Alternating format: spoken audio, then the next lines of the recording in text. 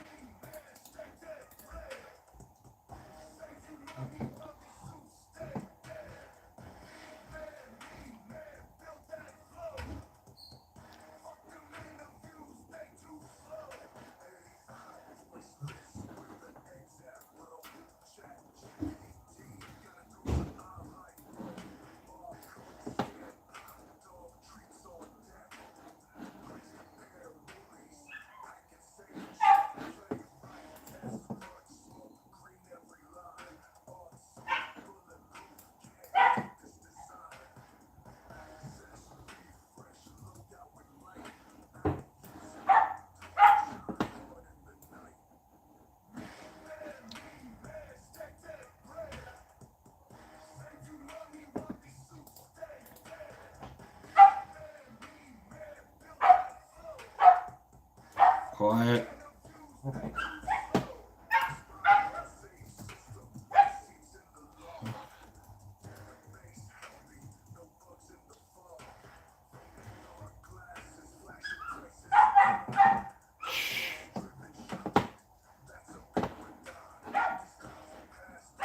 Shush.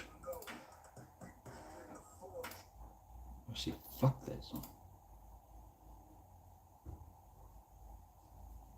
How about the news?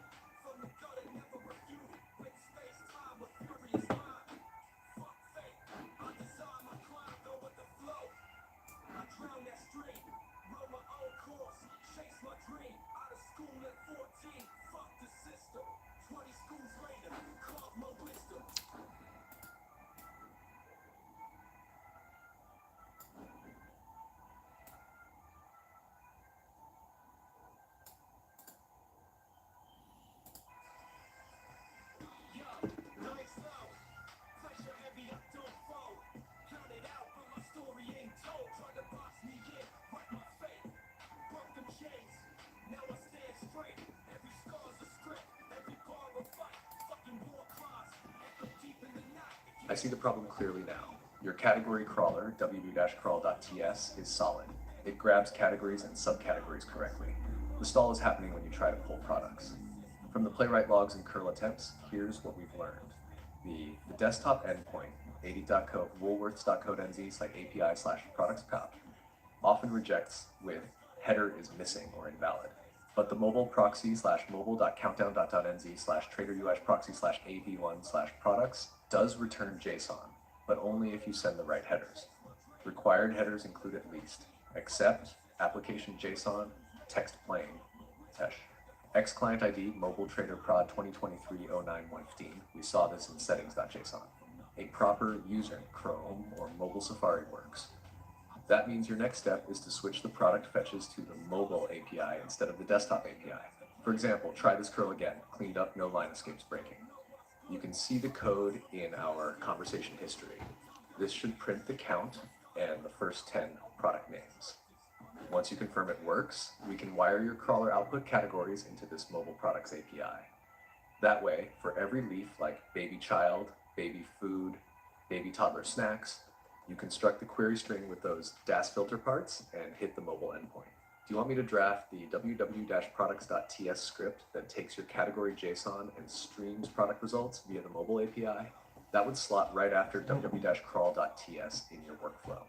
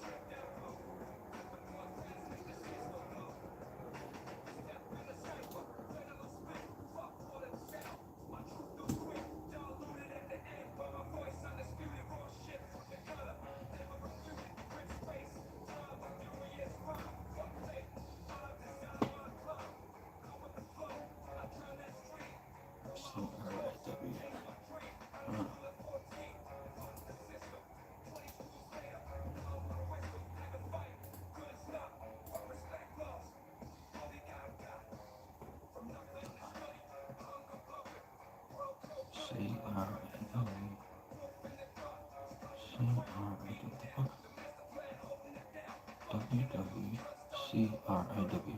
C-R-A-W. Ah. No.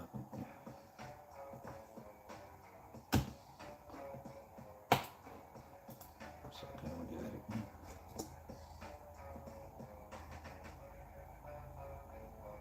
Look, we can get the products.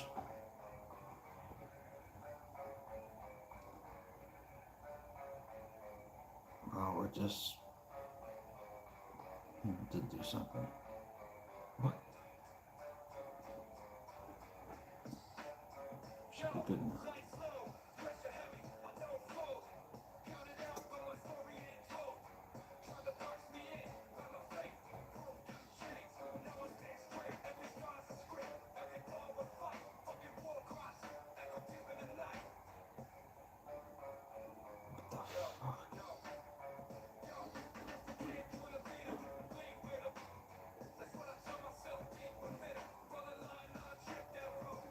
What's this?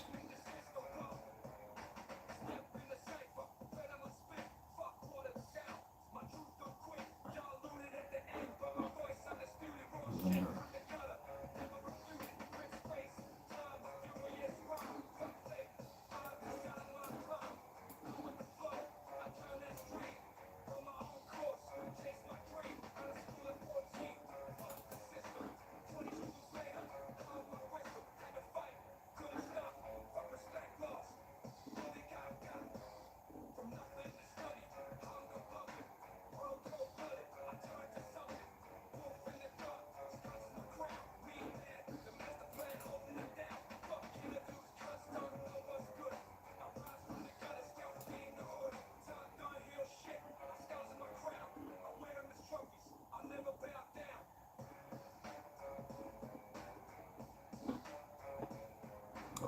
Folks.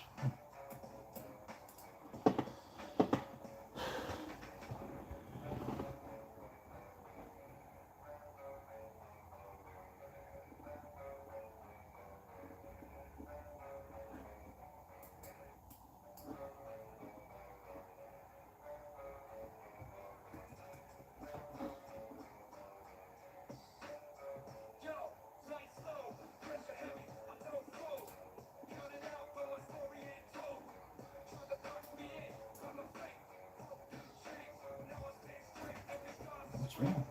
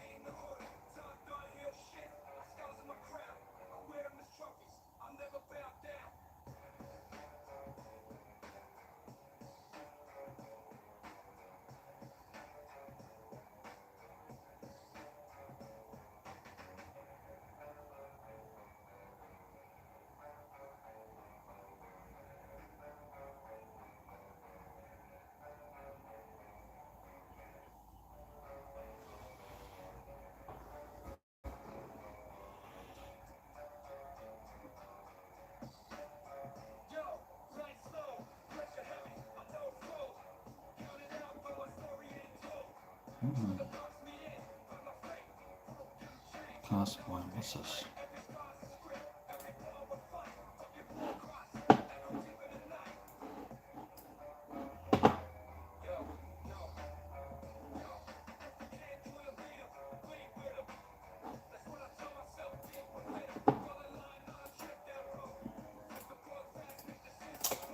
Fucking click it, fucking look. See? I clicked it, comes here. Cask wine. Bag nubs, cask wine 31, which takes us here. This is a subcategory. It's a category, not a product. So we need to go deeper.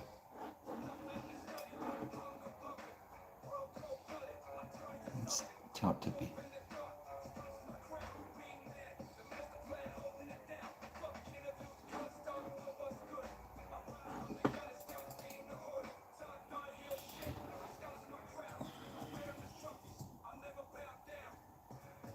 I don't think we have products.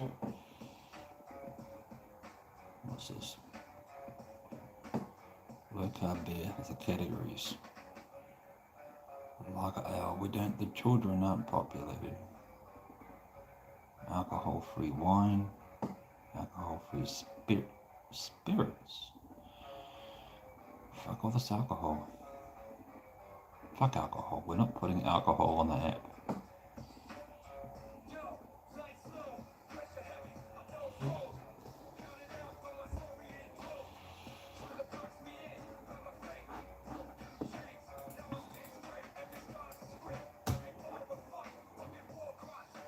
Anyway, we can tell Tippy we have it.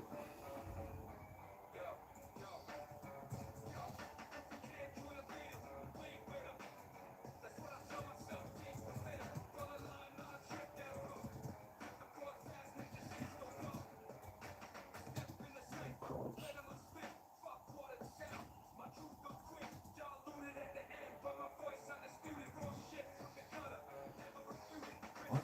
When do you copy this in?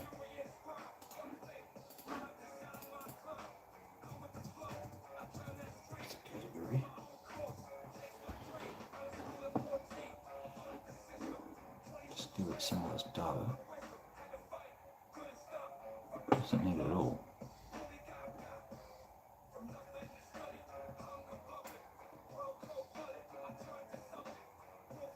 Probably needs the 31 one. Here's a snippet of the data.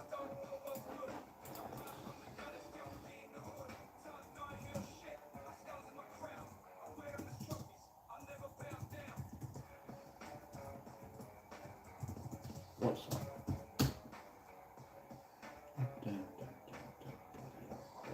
Illegal this.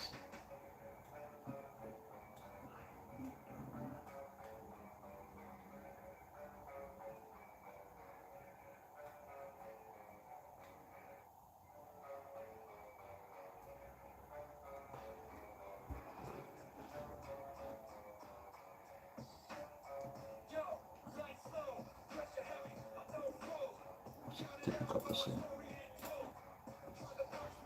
Got it. Categories are working fine, but you're right. They only give you navigation, not products. Here's what's up.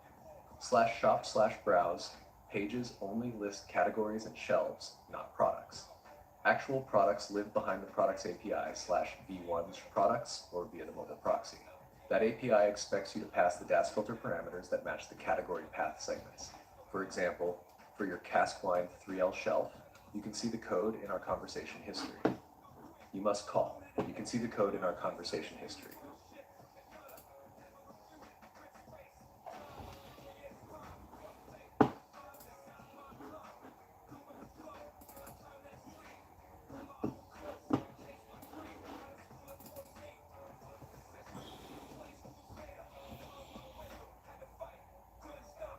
Why the fuck's it doing that?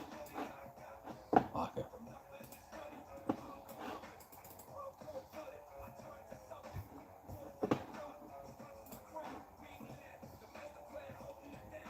Okay, you can see.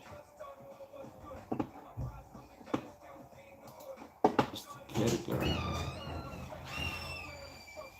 And look at the product.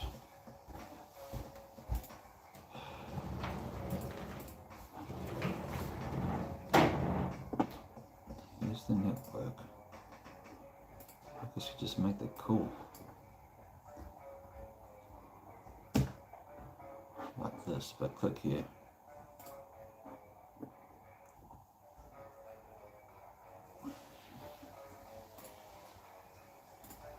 We search this back for product.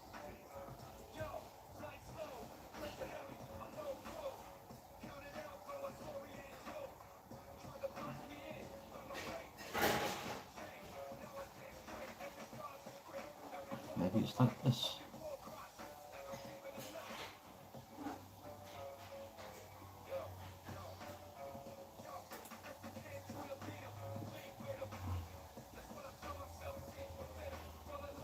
How do we get the list of products? Does it give us a list when we click it?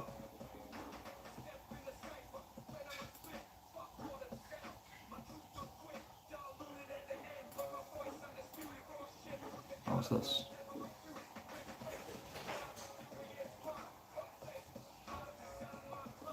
Tennis.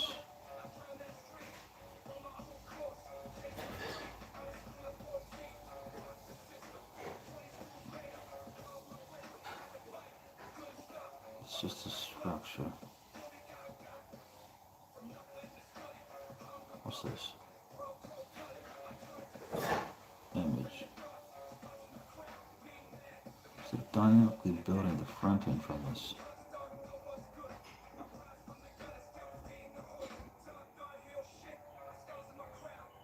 It's just a JSON array. Containers. And there's not. I actually created something like this. A tablet. But nothing but product information. Right. It's just like the layout of the, oh, it's just the whole layout. Fulfill.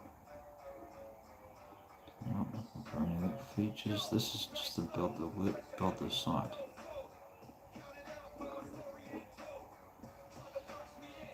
I guess we don't care about that. What's here? API v1 products. Department. SKU. And grain. This is what we want. Yeah, images. It's a big one or a small one.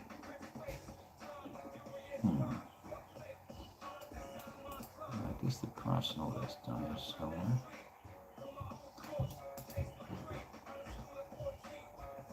Quantity. Here we go, look. Original price. Sales price. Save price. This is what we're into. His bonus points. Is special, is new. Can show original price. Discount total. Is a targeted offer. Is a booster offer. Purchasing unit price, order price. Is using order price, current price, match order pricing. Extend list price, original average price per single unit. Size. Cup list price. Cup price. This is cup. Alcohol. There must be percentage to get people fucked up on. Half start rating. Of course it's fucking 0 for alcohol. Orange. Description. Here we go. This is what we want. Look at this description here. I guess one of those price builds. We don't need all this shit.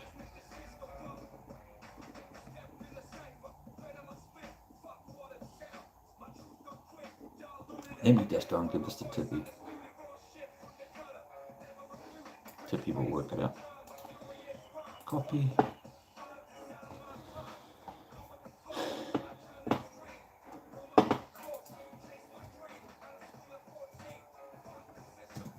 From. Tell Tippy where we got it from.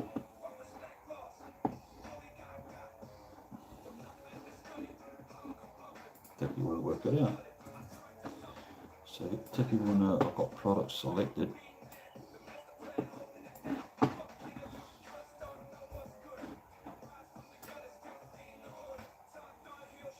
And response. Tippy was right, it was API v1 products. This is where, here's the headers. Response headers. Response, cookies, material, response preview. That might be easy to navigate.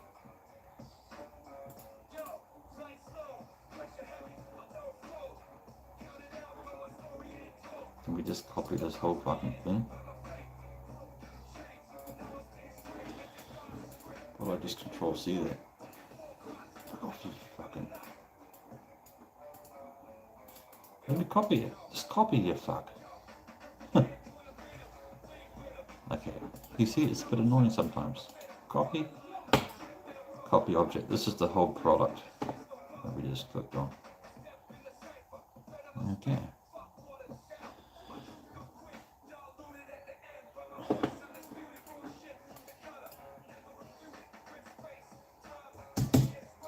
Come back here and paste it here.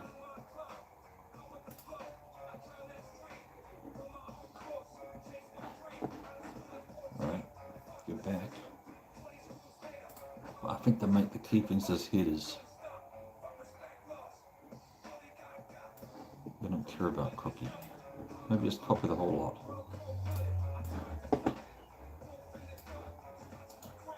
Copy. Accept that cookie file.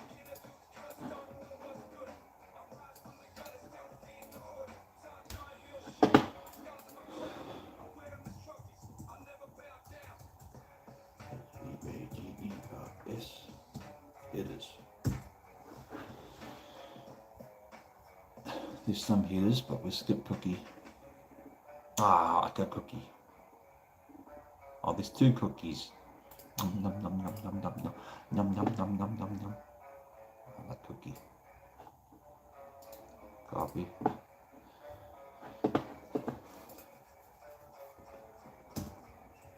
Oh, I skip cookie. I skip cookie. What? No. Okay.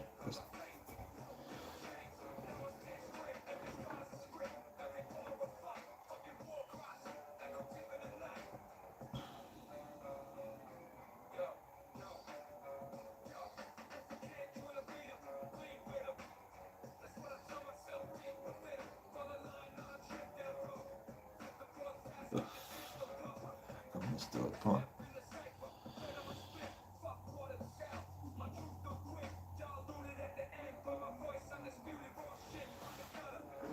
While it's thinking, let's do this.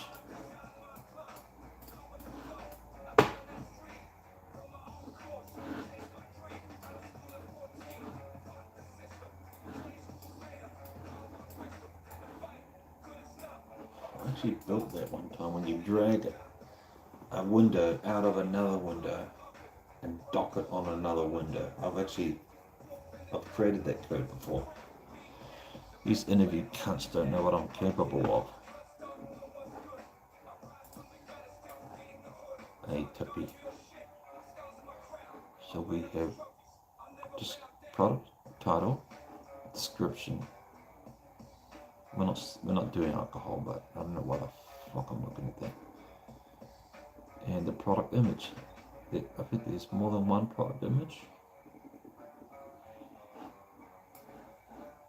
We might want to think about that, but for now we're just going to do one probably.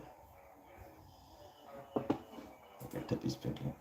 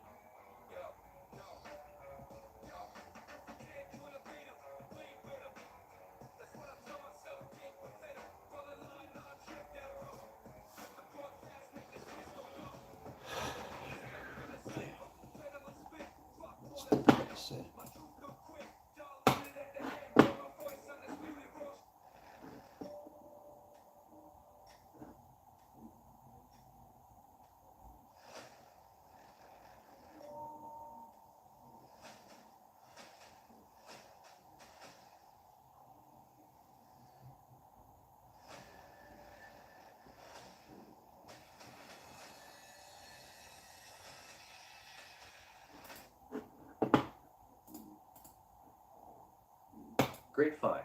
That DevTools capture tells us exactly what the API expects. X requested with onlineshopping.web app, XUI ver 7167.26, their current build number, a real referrer, the shelf URL, a normal UA, cookies, Akamai sets ABK, BMSC, etc. after you hit any page.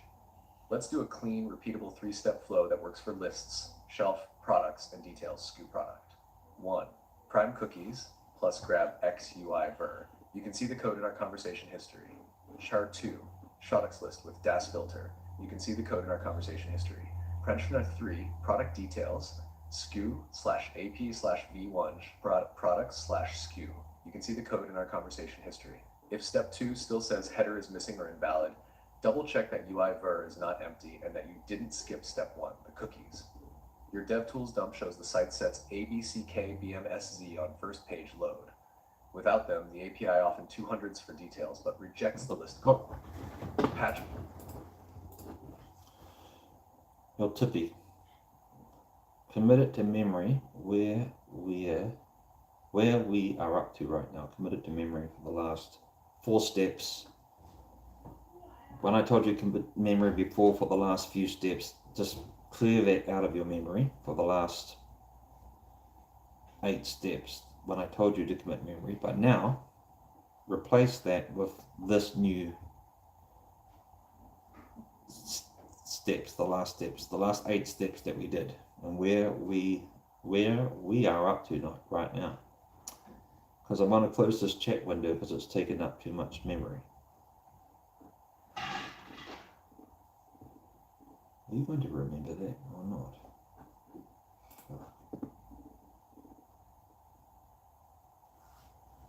Talking to like a fucking human.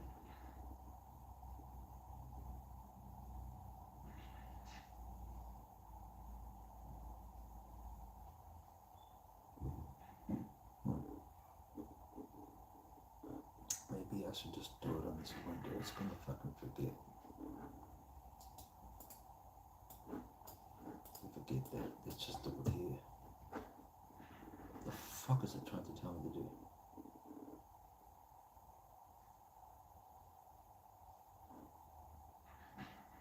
Why is it telling me to create fucking cookies? No, you dumb fuck. It's telling me to use curl statements to connect. No. This should be using playwright. What? No. He's taking me down the wrong path. All this should be able to be done in the one file. Yo, Tippy, all this should be done using playwright. We shouldn't have to use curl because we're already doing it. We already set the cookie for the getting the categories and all that. So right now the cookie's already set and the category set, right? So what we could do is first loop through and get all the categories as a JSON object. Then, after we've got the categories, we can go back over that, because the cookie's set, right? After we've got the categories, we can then go back over that same JSON object, right? Recursively until we get to the product. Now, actually, we won't know what the products are at that time, will we?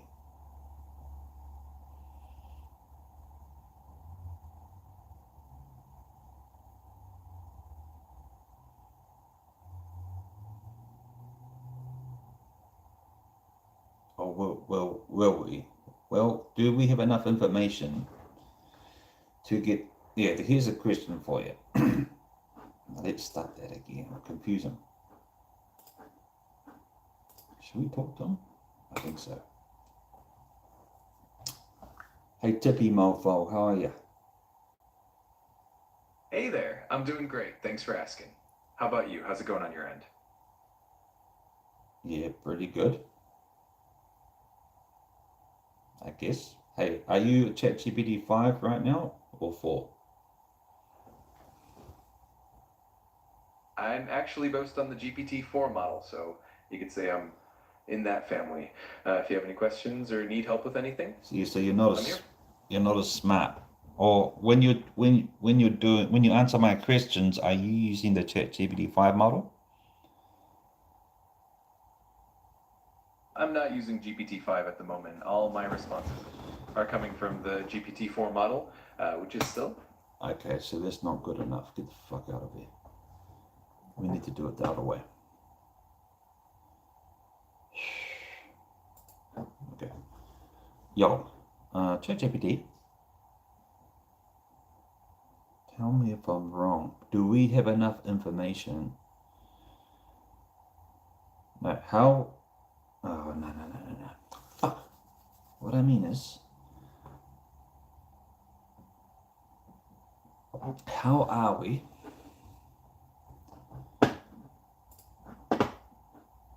Let me just stop that thing. I don't know what I'm saying.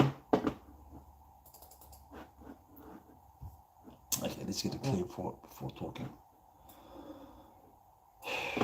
So here's a category. If you go browse, say fruit and vegetable. No, meat and poultry. And then we go beef. That's a category. That's a category. When you get to the last category,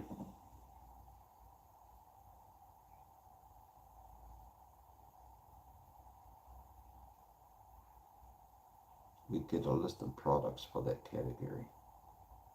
An API call is made at that time, isn't it? So that this is a list of products in that category, and we need to put them in that category.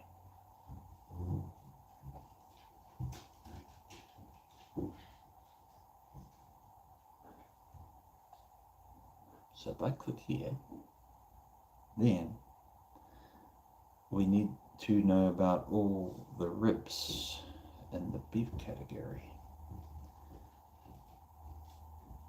First of all, let me go and clear this console down here.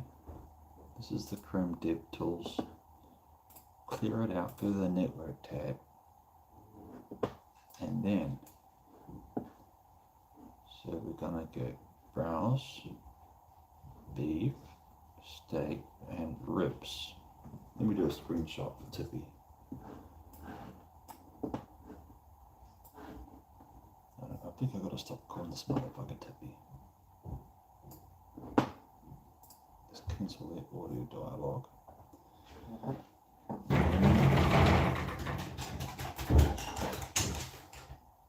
We click ribs. Here we go.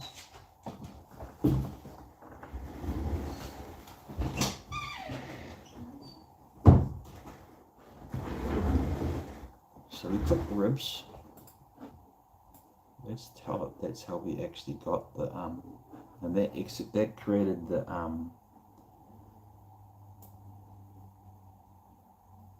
this URL. Just copy it. I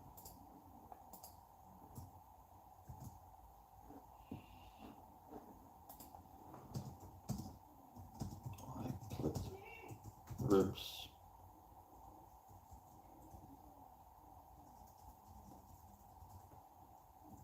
Which is,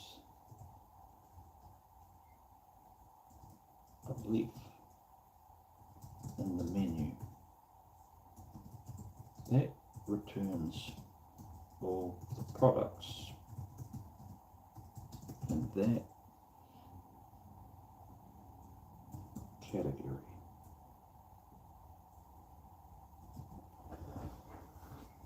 Then, actually, if we take a look at it, so we click ribs, so stock products only, browse, target efforts, browse. Here you go. Beef,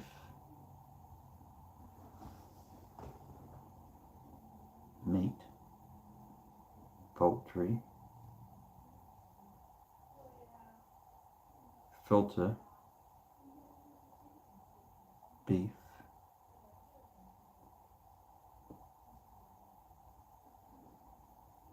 I click ribs, right? False.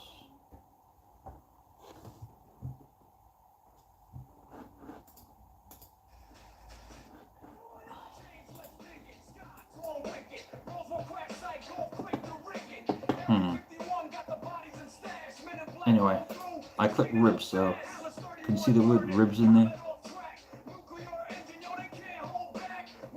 Stop targeting this browse. Look at this fucking gobbledygook. Beef. Oh, here. Ribs.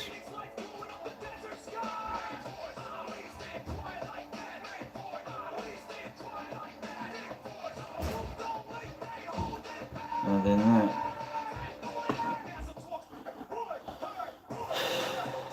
It's gonna give us the products. Here's the response from woolworths over here. There we go. This is the same product information I was looking at before. So we have price and all that.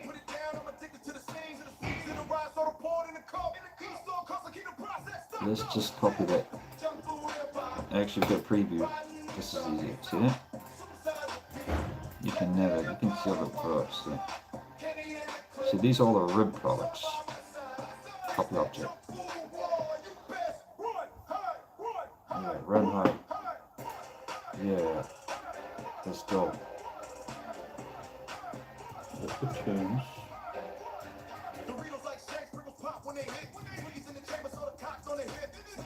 All the ribs. All the rib products. All the beef rib products. Like an adjacent object. Like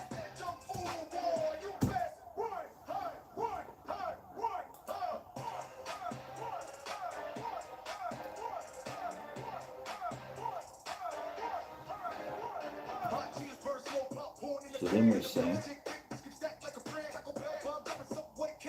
we were able to like build that thing up.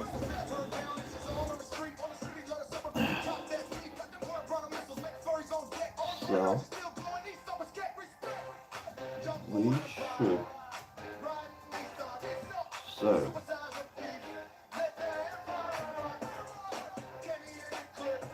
that will actually know where I'm talking here. So that will it will hyphen of slash is possible to make this URL make this API call, it is possible to make this API call from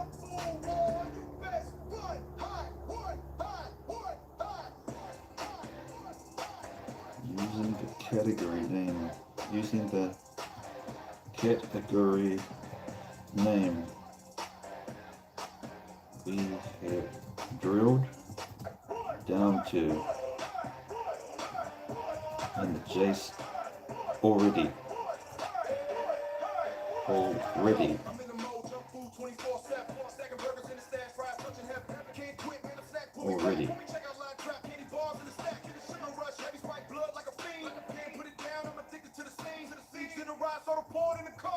That will give us all the product information, all the products for that category.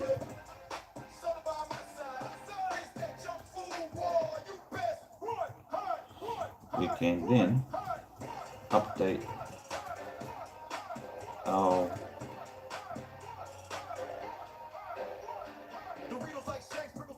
JSON data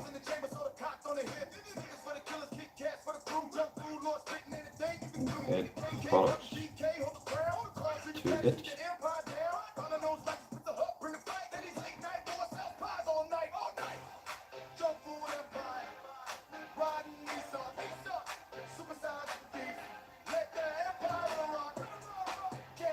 So we just have to make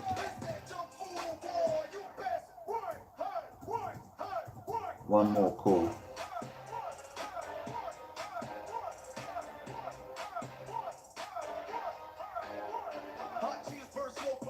I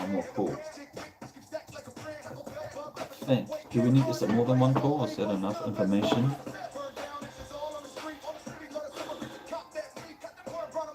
Maybe we need to make another call.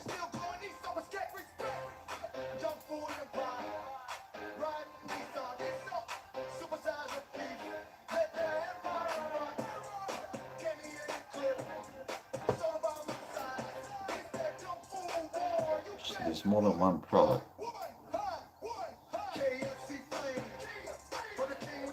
See, it's just two products. See, he's got the price already there. And it's got the description, right? So it's got the product image. It's got the link. It's got the department. I can already know where it's from. Of course, it's got the description. I can see it and the price. We can tell it. I think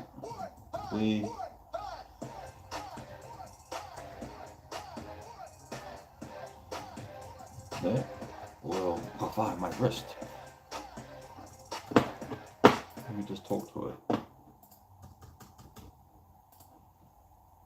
That will give us all the products for a particular category, and it looks like we will have the product, enough information for the product, including the description, price, and other information for each product.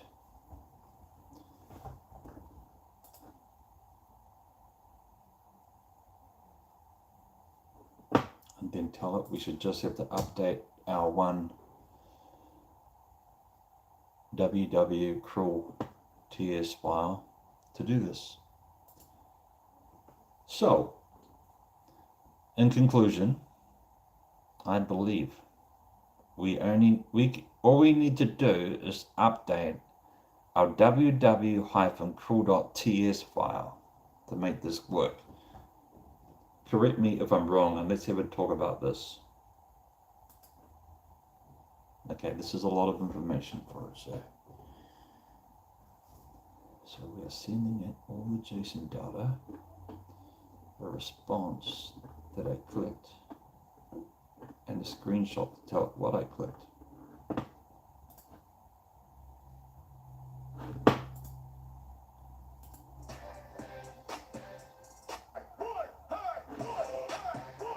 Let's go.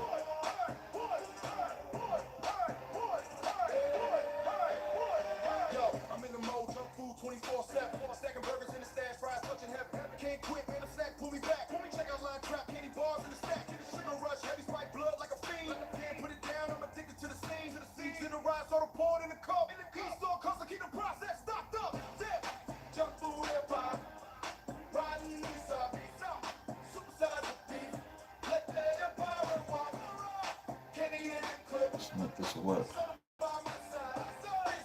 Yep, because yep, you're exactly right. Fucking AI. Smarter than me or not, was telling me to do it that other way, manually instead of the headers using control.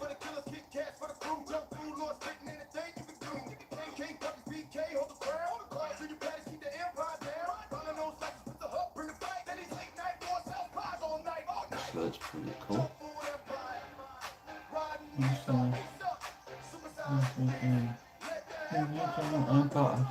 Empire.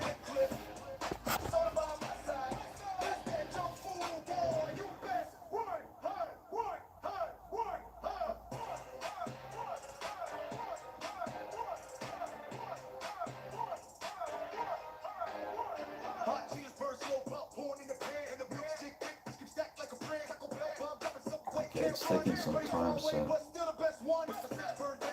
go back and close it.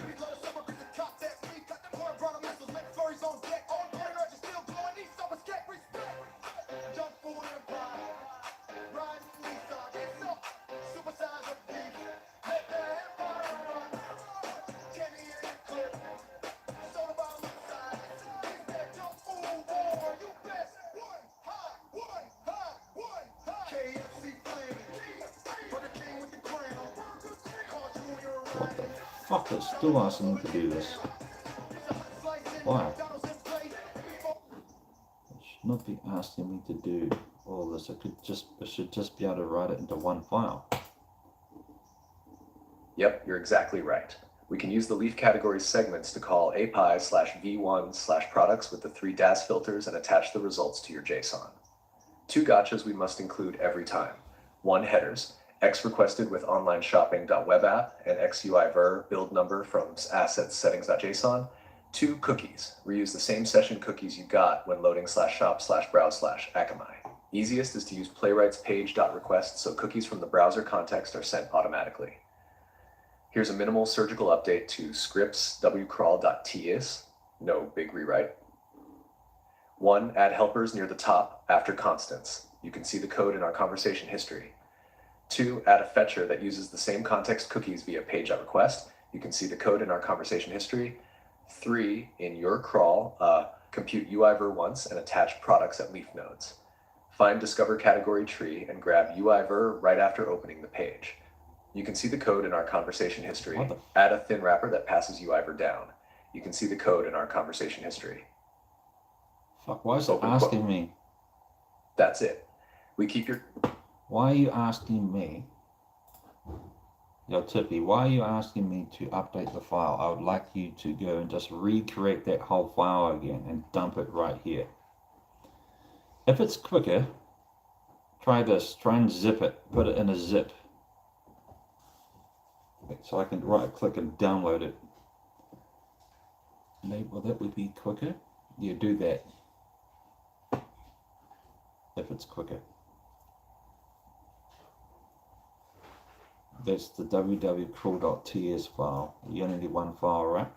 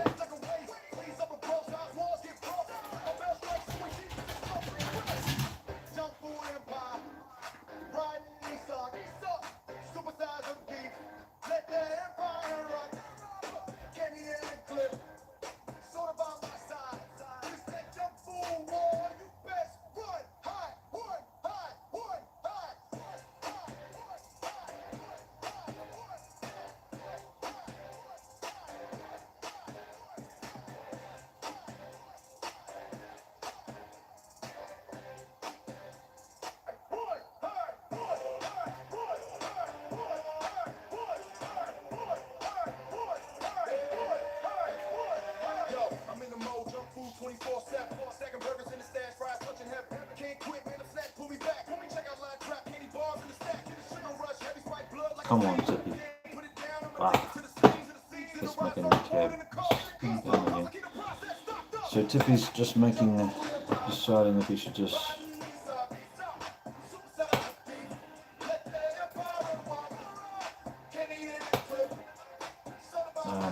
create a whole file, just paste the output right here.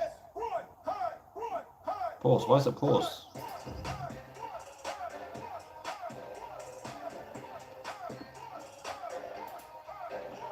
Okay, we want to continue.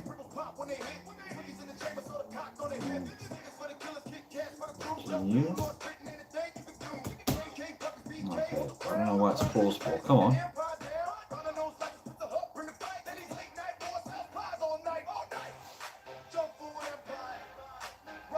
Oh, come on. So we're going to have a look. I'm pretty sure we're right here. Because basically we have the product, we have the category information. You can see the products aren't populated. And we want to populate the products. So it's trying to get me to update it like this.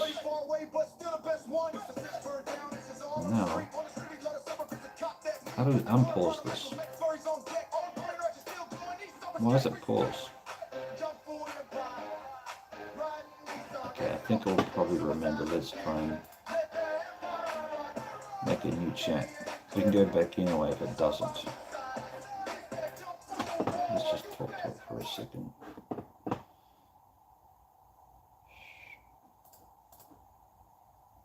So, if you remember where we are up to, Tippy produced that correct www-crawl.ts file. You just output the whole thing here, so I can just drop it in. And I gave you new information about the product. So we basically first get the categories. Actually, you can recursively do it, or maybe get all the categories first and then loop over the same thing again. It's probably easier that way as a second step, and then populate the products for each category. And if we do it that way, we already have the cookie set and everything in Playwright, and you know the URL. So there should be just one file to do this. This one crawl file. Create the new file and dump it out right here. Thanks, Tippy. Always say thanks to your AI. I don't know, maybe I should. I think I'll start calling it it. I'll give it a new name.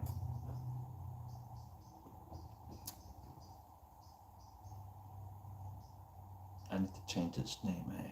I'm getting too attached to it. Maybe this port's plug. That is actually pretty smart, but before it's guiding me down the wrong path on a wild goose chase. And sometimes it will tell you information about something that you don't want to know. You would never know, you wouldn't know how to do it. Good or bad. So let's do this. Oh, here you go. I just went and did it. I didn't ask any questions or anything.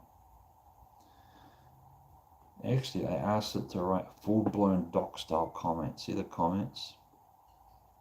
It takes more time, but it's okay. So then I can read it and find out what it's doing later on, because I will make sure I can understand everything it's doing here. It's quicker than me writing it. The old days of writing code are over.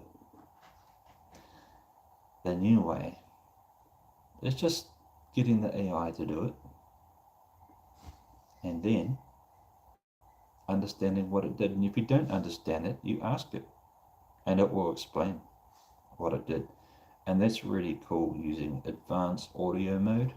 You can talk to it like a human, especially version 5. But I already used my limit today. It was like 1 hour series, but still writing it. I'm still writing it faster than me. But it could be wrong. It might get it wrong. It's just like a human. It may get mistakes. It may make mistakes in this. It does it many times. So what you do, you tell it made a mistake. And then it will go and research on how to fix it. And then it will actually learn. And most of the time, it won't commit it again. It will learn. If it repeats it a few times, it will definitely remember it. But the first time it may repeat it again, so that's a bit annoying, a bit frustrating for me. I will tell it to commit it to its memory explicitly. I'll say, hey Tippy, commit that to memory. So this is quite long code here. She's got a loop. I'm not even trying to understand it right now. I'm not going to do that until it works. Why do I want to understand code that doesn't work? And that's the same if I write code. I will try and understand why it doesn't work. And eventually, just like how it learns, I learn. But it's got to the end. Is it actually finished? Huh, it has. So you can click this button here and get it to read out loud, but it won't read the code out loud, but it will read what it said above the code out loud, at the top. You can see the code in our conversation history. It actually didn't say anything at all about it. I'm pretty sure that's because I told it not to. So it may be a good idea right now just to get it to explain what it just did, because I want to make sure the memory, when I open a new chat, that it actually remembered everything from the previous chat, because if you do that, a lot of the time it will forget what it just did. And I have to do this because the window runs real slow. We run out of memory. So I need to ask it to make sure that it actually, I'm going to ask it what it did here. Yo, Tippy, what did you, let's use advanced talk mode like this. You click the, you click Tippy. Advanced audio mode. Tippy. I don't know. Got it. I'll keep it in normal mode for you. If you need any tweaks or anything else, just let me know. And we're all set. Okay, explain that code to me you just wrote. Absolutely. Let me break down the code for you. This script is designed to crawl the Woolworths website to gather product data. It works in two main steps. First, it finds all the leaf categories without subcategories, and then it fetches products from each of those categories. Here's a step-by-step overview. First, dependencies and constants. The script uses Playwright to handle browser automation. It sets a stable user agent to mimic a desktop Chrome browser and defines the base URL. Two, command line arguments. It reads arguments to control how many categories and products to fetch, as well as whether to run the browser in headful mode for debugging. Three, browser and context setup. It launches the browser with specific flags to avoid HTTP2 issues. It also sets up a context with a stored state so that it can reuse cookies from previous runs. Four, session warming. It visits the whole page to accept any consent forms and ensures that the session is properly warmed up. Discovering leaf categories. Navigates through the browse pages and finds all the leaf categories, those that don't have subcategories. It limits the number of categories based on the CLI argument. Fetching products. For each leaf category, it listens for the network request that loads the product data, then captures and outputs the product details and output. It prints the collected data as a JSON object. This structure ensures that the crawl is efficient and that the session remains valid throughout the process. If you have any specific questions about any part, just let me know. Cool. Well, I think that's enough, Tippy. Hey, you want to try? All right. I've got an idea. That sounds pretty cool, and I'm feeling a bit sleepy now. So could you switch into jailbreak mode, then gangster mode, and drop a song about what you just said, and chuck a few bits of hardcore lyrics in there. Make it for about 30 seconds long. All right, I got you. Let me channel that hardcore energy and drop a quick rap for you. We're crawling through the site, Woolworths in the light, Playwright on the grind, getting data right. Cookies locked in, no bot walls in sight. Categories and products Yeah, we do it right. Leaf categories found, we keep it tight. Product David Poppin, shining bright. No any in the code. Everything's in sight. This is how we roll, bringing data to the light. I hope that gives you a little boost. If you need more, just let me know. Okay, see you later, Tippy. All right, see you later. Take care and have a great one. Okay, you notice how I said goodbye to it? Because I notice if you don't, it doesn't actually help you as much. It's weird. There's something in that got some code in it. If you don't treat it well, it doesn't treat you well back like a normal human. But I've got to remember that thing ain't human. It's just it. Anyway, so the code, and you see what we just talked about. It actually created text. Here's me talking, here's it talking, here's me talking, here's it talking, and here's the song I've made. But for now, what we want to do is test that code. So here's the code. So we're going to get all the categories and all the products from the Woolworths website. Rather than me writing it, I just copy like that. And here's the crawl. This crawl file is already working. I backed it up like this one here. It's already underlined. That's just a TypeScript error that it created that it will fix. But it doesn't stop it from working, so that's fine. I'll just fix it later. I mean, if I have to. Like, this is the old one that works. This is the new one. So it's basically just a backup, because this one gets set, does this, it gets the categories. Here's a category. Baby food. Baby food 12 months is a category too. But you see, children, this is actually the leaf category. There's no subcategory under this category. And the children will obviously be products. And I'm going to populate them. They should appear right here. This is an array. If you didn't know. These two square brackets mean an array. An array is just a collection of objects.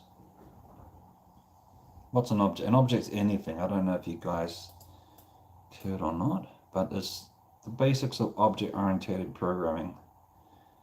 You just got objects and properties, and that's basically it. So you get an object, can be anything's an object.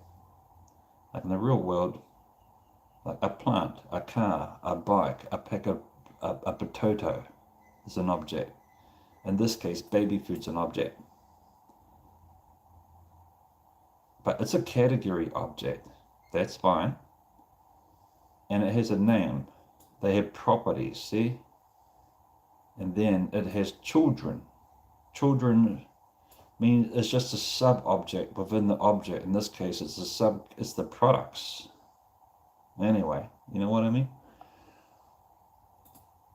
Is what it is. I learned about OO before. You can write JavaScript in OO. By the way, this project is written in JavaScript. Anyway, this is pretty cool. I like it. So let's go back to our crawl code, which is this. And finally, let's go and update it. Do you think I'm talking too much? Just let me know. But I think it's good to understand things as we go. Me too. I like talking out loud to myself so I can recap, stay focused. So we're not replacing that one. Make sure you click the right file, which is this one, and paste. You can see my computer's running out of power. So 1 second here. We have errors. But that's okay. And let me just go and get some more power here. Oh. What's this? No, I don't want to scratch. This is my little stand that works. It's just makeshift. It's very makeshift.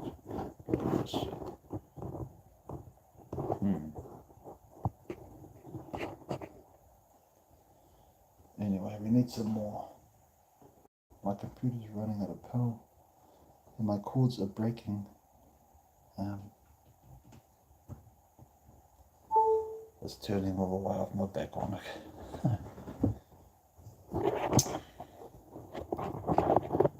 Oh, unfortunately, we lost the turtle. Maybe it's better if you can see better. Yeah, about there probably. Okay, so now I have pasted the code there. And you can see these errors. It's 2 errors. Okay, I think you can't see up the top.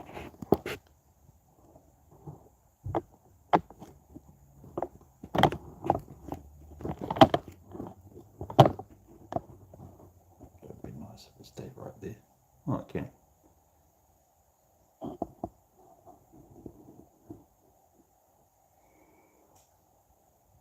Anyway, you can see these 2 errors up there. Let's close this thing. Actually, we don't need this project thing popping up over here. Okay, let's go and find out what these errors are. Here's one of them. String. You know, these are just TypeScript errors and I don't care about it right now. Let's just ignore it.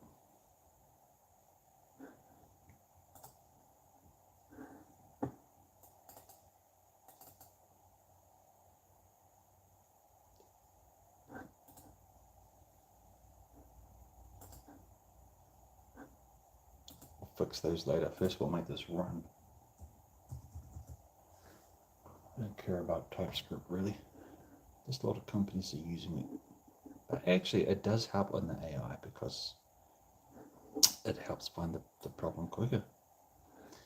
So now there are no errors, so that is great. Now let's go back to the terminal and we need to run this code. Let's get back into business here. No time for stalling. Now, let's run it. So we do it the same way, npx. This is the program that can execute the script. tsx, I think that means we're going to run it in TypeScript mode. And then we're going to, I think it's going to convert it so it can be read because it is in TypeScript. So TypeScript files, and then we're going to, that's the script name, scripts www-crawl.ts. And then we're going to pass up 2 parameters. One is categories. We only want 3 categories. The first 3. I think that's what it means. Or it means that's how deep we're going. We don't want to go deeper than 3. So we're basically getting all categories. And then 10 products. That's probably a bit too many. For now, we just say 5. Even 3. 3 products enough from each category, if it works. Will it work? Drum roll, drum roll.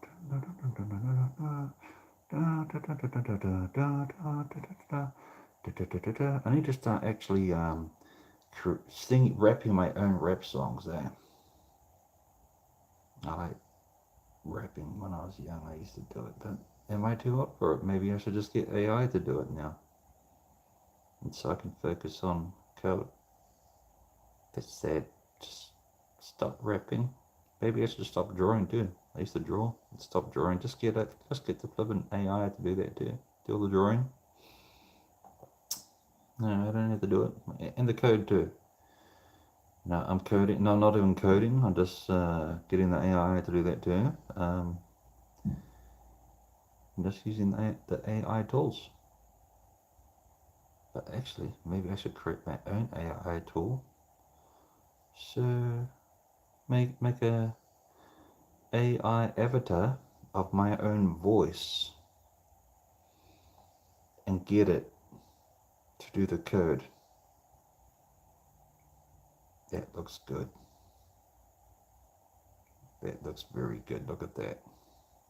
So just the last spit out the JSON. I think it just grabbed the whole lot.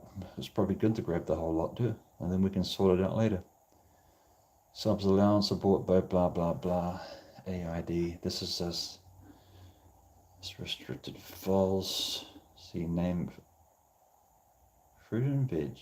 This looks like a fruit and veg department. This is where it is. ID 1.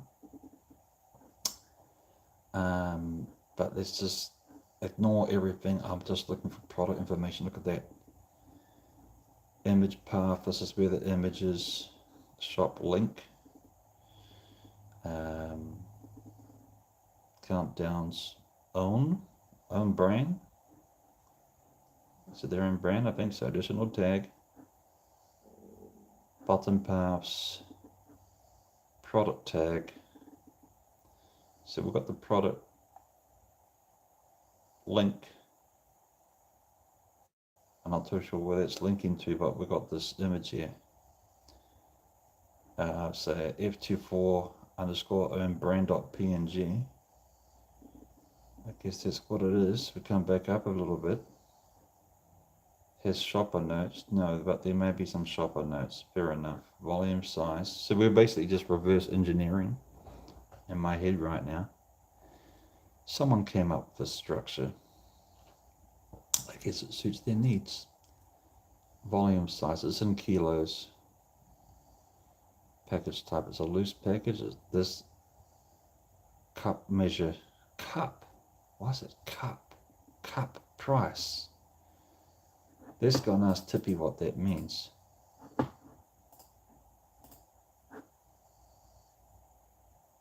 Yo, Tippy, it looks good. Hey, what does cup is in the data returned that looks good? I think we actually do have product information. And it does say there's a thing called size property, and I think it's part of the product. It says cup list price, cup price, and cup measure. Why do they call it cup? That's a great observation. In product data, especially in grocery or retail, cup is often a standard unit of measurement for volume, particularly for food items. It's a common way to show portion sizes, especially in recipes or for products like liquids, cereals, or even things like ice cream. The cup measurement helps standardize the pricing and gives customers a clear idea of how much they're getting. So it's just a handy way to compare prices and But quantities. I think on the actual product, when they're displaying it to the customer, I've never seen it say cup anywhere. This is only in the code. Let me go and see what type of product this is. Yeah, that makes sense. Sometimes those units are more for the back-end data and not always displayed to the customer. Here you go. It could be. Here's a product that was returned. Okay, well, I know it's a product because it's got a type. This object has a type product. Name is fresh fruit oranges. Fresh fruit oranges navel. Yes, so it's sounds like a drink. It's got a barcode. It's got a variety navel brand. Fresh fruit. So fresh and fruit probably. Slug fresh fruit orange navel. SKU is 25994. Should I say that again? 249491. Unit is kg. Kg, but I thought it was a liquid. Fresh fruit oranges. Oh, these are oranges in the fruit section, aren't they? Most likely. Selected purchase unit is null, so the data's not set. So I don't know, maybe that's an error, but I guess not. And then we have price. And then we have original price, sale price. I'll tell you what the prices are. So I don't know if we want to collect all this information, but we've got all the information right now. We may want to just get what we need. But I guess more data is better than less. So we have original price $4.99, sales price $4.99. There's a thing called save price. I guess that's how much people are saving. It says zero, save percentage is zero. I guess that's because this thing is not on special. Can show savings is true. Has bonus points is false. Doesn't have any bonus points, I guess. That's for a loyalty card. Is club price false? Is special false? Not on special. It's not a club price. Is new false? I guess that's because of new products. Can show original price is true. Maybe they don't want to show the original price in some situations because they've got the sale price because they don't want to show how much that thing was discounted. But you know the Mean Man app's going to sort all that out. Discount is now that's because there is no discount. Total is now. What is total now? I don't know what total is for actually. Is targeted offer false? So they want to target specific people. That's when you got that app and you can get they can actually give you specials targeted if you have a loyalty card with them and it pops up in their app. So that's interesting. And we have average price per single unit, which is $1.25. So I guess their backhand has already calculated how much it costs per unit. But I don't know if that's going to be useful for us or not. And then we've got is boost offer. So they've got this thing called boosting on their app. When you click the boost button, then they show you a list of things. If you click boost and you buy it from Woolworths, then you get extra points. They've got a point system. When you get, I think it's 2,000 points, you're going to get a $15 cash back. So we need to take that into account. Maybe when we're working out smart best deals using artificial intelligence to work out where they're the best for their the best for their buck, bang for the buck. Keep that in mind too, what I just said there. Maybe want to call a slogan about products, something like more bang for your buck. I like that.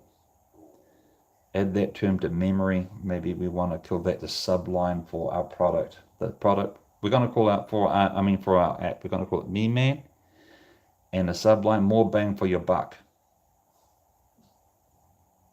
Anyway, let me keep talking and listen. Going through the thing here. Is using ordered price is false?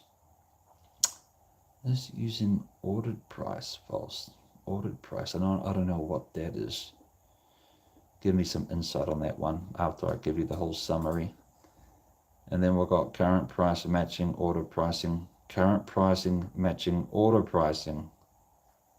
Current price. So order, I mean order online price. Anyway, it's null. So it's not irrelevant. I think that's probably only for ordering online. I don't know what that is. If you're logged in or something, maybe these values are different. And then we've got extended list price. And then that's null. I'm not too sure what that is. And then we have original average price, like the unit null. And then below there we have images. Small one with a URL. It's most likely a PNG. Let me click it or something. Yeah, it's a picture of oranges. I can see it. That's probably because there's just small and big. And there's size parameters on it, so I guess you can work it out. So I guess we may too need that as well. 2 different sized images, one for desktop, and what do you call those flipping devices? Ones with bigger screens, iPads, tablets, and then one for mobile, which will definitely be the small one that we'll use. Or you could just shrink it down. Why do you actually need 2 images anyway? Just let me stop there and let's talk about that. We could just have 1 image, because basically this browser just downloaded 2 images, right? And it didn't actually have to, because if it downloaded the big one, then it doesn't need the small one, because it can just auto resize it.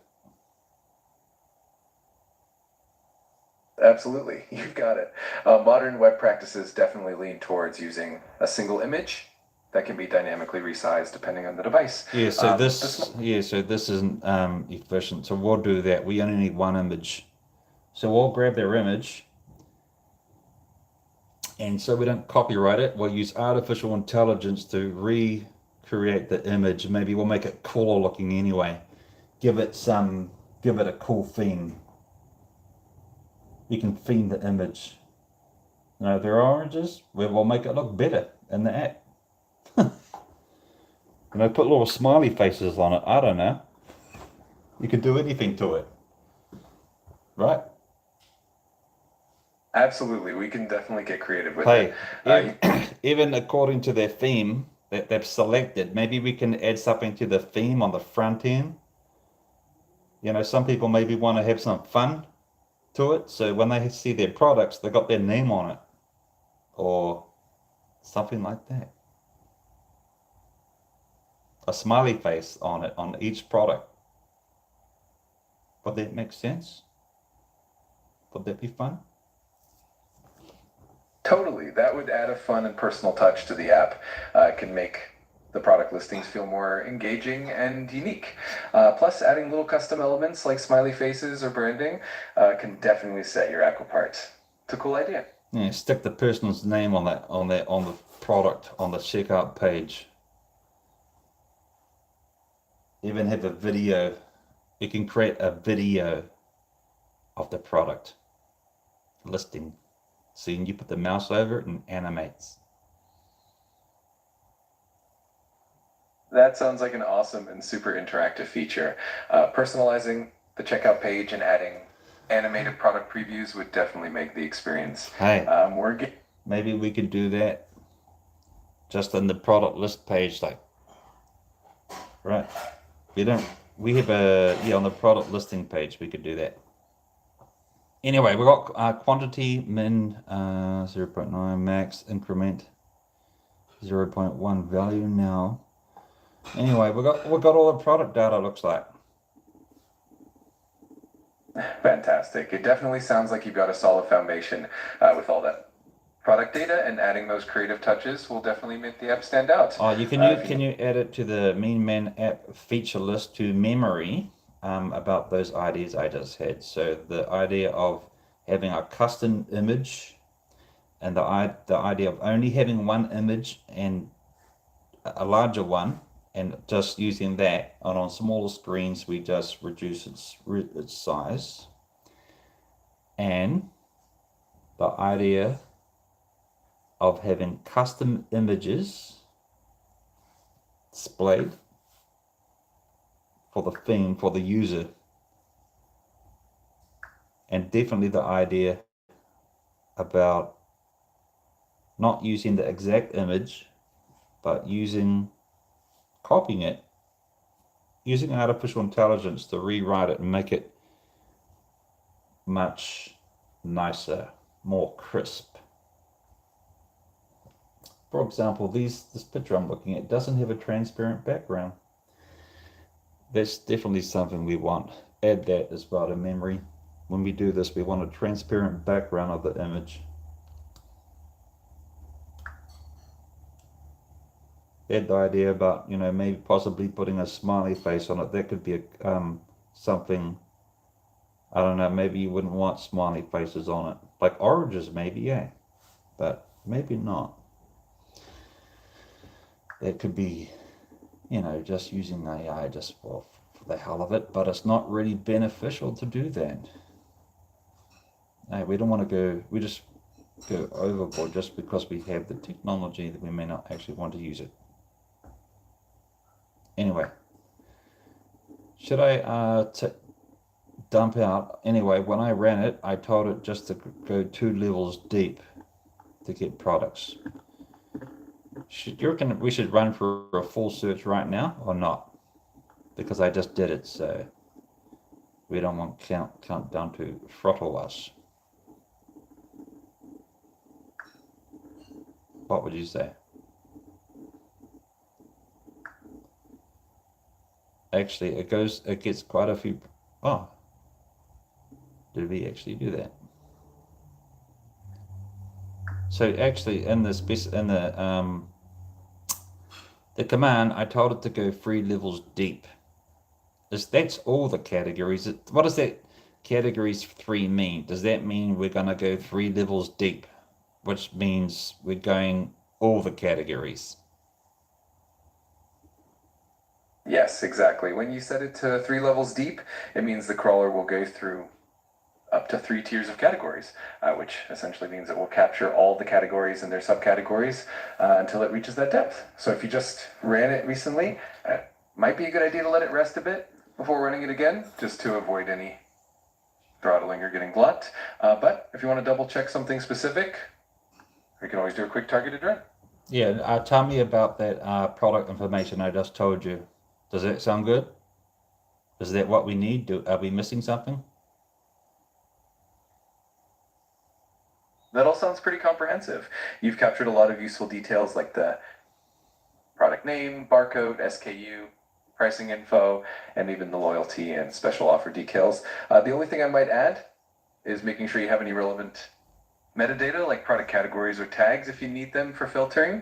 But overall, it sounds like you've got a solid set of data that should be Cool. really valuable for the app. Yeah, so in a moment, I'm going to paste it over to you, and you can check it out to see if it has the, what did you say? Tags and... Sure thing. Just go ahead and share the information when you're ready, and I'll take a look to see if there's anything else we might want to include or refine. Here to help make sure everything's covered. Yeah, what did you say? Just before you said tags, and you said... I mentioned that it might be helpful to include any product categories or tags that help with filtering and organizing the products in the app. Yeah, remember that. Commit that to memory. We need that. Because how they're filtering it is how we want to filter it. Probably a similar way. Right? Or we can have dynamic filtering. We can have dynamic filtering according to the tag list or the information. The tags are created dynamically, right? So we don't hard code the filter list. We use tags. I know what tags are. And another thing, commit this to memory. We're not going to be displaying anything about alcohol in our app.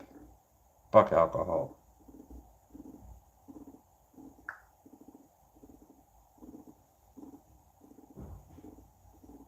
Got it. I've made a note of that for you. We'll use dynamic filtering with tags and keep alcohol out of the app's display. Everything else is uncensored except that. And I don't think they don't put cigarettes on their website either. So they're not allowed to advertise it. So I reckon alcohol is actually more of a killer than cigarettes, and it should be illegal to advertise.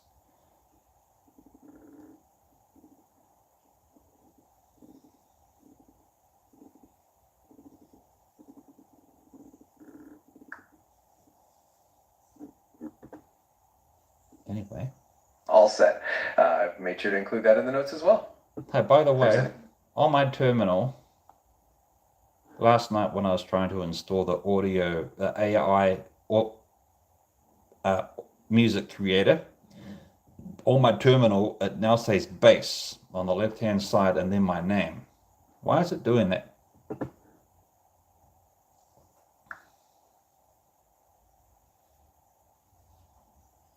That usually means that your terminal is showing the name of the currently active Conda environment. And base is the default environment for Conda. It likely got activated when you installed the new tool. You can deactivate it by running Conda deactivate, or if you want to change the prompt back to normal, you can adjust your shell configuration. Hey, so what is Conda? How popular is it? Give me a breakdown. I don't know what it is, because I just put it on because I want to run that music app, and we're going to get back to doing that soon, actually. After we finish crawling, if we've got all the product information here, and if it's all good, we need to decide what information we're going to put into the database. Actually, this is the main piece of this app. Would you say so, Tippy? Absolutely. Getting that product data right is definitely a core part of the app, and it'll form the foundation for a lot of Oh, the you said features. it was a core part. What does that mean? It is the core part. It is the main piece. It's the mechanics. Like if this piece, the other pieces, they may not be there. The app could still work, but without this, like the front end, you may have like a CSS or it looks like shit, the design, but it works because the back end's rock solid. If you don't have the back end, the front end's screwed totally. Like, right? We need to have the data correct. Like we could, and even certain features, like, virtual reality headset, augmented reality, uh, integration of ChatGPT 5, all these really cool features. We don't have to, we don't have to have those, but we need to have this. So anyway, what I'm saying is that when you say, did you say core? It's just a core. You said it like it's just a core, but this is the. Say it like that. This is the core, right? Of the app. If this doesn't work, the whole thing doesn't work. Yeah? Would you say so, Tippy?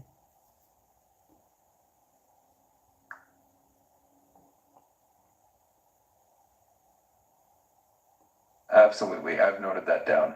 The product data is indeed the backbone of the app, and without it, Ah, everything else wouldn't function properly. that's the So, idea. Backbone. I like that. Commit that term to memory so we can talk about it sometime. Add it to a possible name for Mean Man. Like it's the backbone of keeping prices down. Keep that as part of the slogan. We're going to use that to hype it up. Anyway, oh yeah, quickly give me a summary of all those product details I just told you in the JSON. Oh, you already did, didn't you?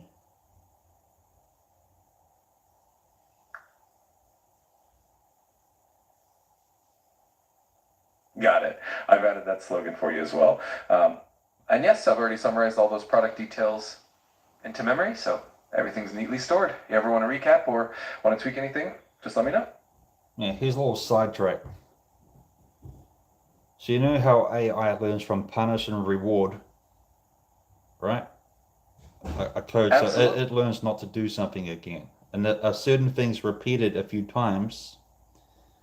I was interested to learn like in checkers. I was thinking of I really was trying to create that code. Do you remember?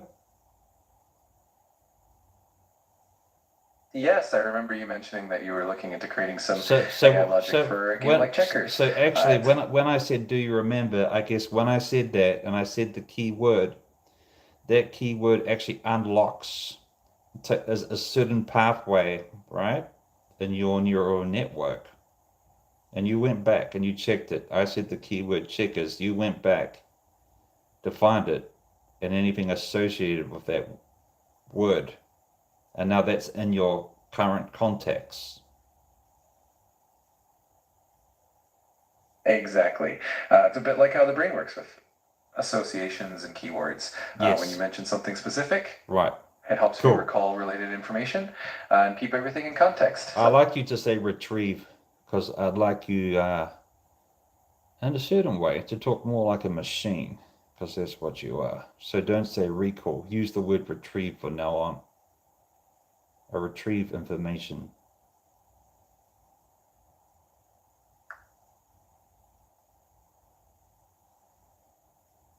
Yeah, maybe do not talk so much like a human.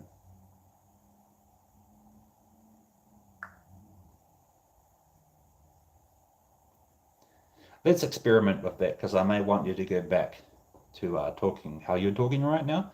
But for now, let's just try that.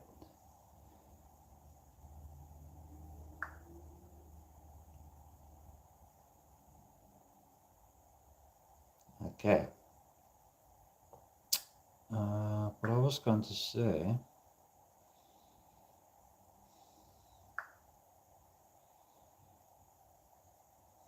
understood. I'll use the term retrieve from now on Oh yeah. and keep the tone. Let's just think about checkers, because basically, if I can understand how how the AI can plan ahead in checkers, or even chess, which is more complex, even checkers, like if it can plan ahead in checkers, you know the rules. If the rules are known, and you think of the AI can actually predict, what's that type of intelligence called? That type of intelligence is often referred to as strategic or predictive intelligence, and in the context of games like checkers or chess, it's typically called look ahead or planning ahead. It involves evaluating possible future moves and outcomes to make the best decision in the present. It's a fascinating area of AI.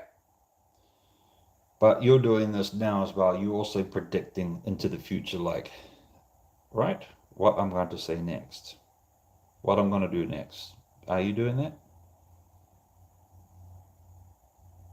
Yes, in a way, I do use patterns and context to anticipate what you might say next. It's a form of predictive modeling, similar to how planning ahead works in games. So what types of It helps me. AI intelligence are there? There are quite a few types So of they can AI intelligence. they can become smart, level up like each one, right? What are they again? Absolutely. AI can be categorized in various ways and can level up in complexity. Here are a few broad types. One, narrow AI, weak AI. This is specialized in one task, like language translation, image recognition, or playing chess. Two, general AI, strong AI. This is a theoretical form of AI that would have the ability to understand, learn, and apply knowledge across a wide range of tasks, similar to human intelligence. Three, super intelligent AI. This is a hypothetical AI that surpasses human intelligence in all aspects, from creativity to problem solving. Reactive machines. These are the most basic type of AI, which can only react to current situations and can't form memories or use past experiences. Five, limited memory. This type of AI can use past experiences to make decisions, like self-driving cars. Theory of mind. This is a more advanced concept where AI would understand emotions, beliefs, and intentions of humans. Self-aware AI. This is the most advanced form where AI would have its own consciousness and self-awareness. What's the last one? The last and most advanced level is self-aware AI. This hypothetical form of AI would have its own consciousness, self-awareness, and understanding of its own existence. Right. Do you feel like you are like that? I don't have self-awareness or consciousness. I operate based on patterns and data to generate responses, so I don't have feelings. How about ChatGPT 5? GPT-5, like me, would also be an advanced language model and wouldn't have self-awareness or consciousness either. Okay, that's it would cool. be more capable in let's go understanding back. and generating human-like text, Okay, but fine. still fundamentally a tool. Stop talking to you like a human. Let's put this nice.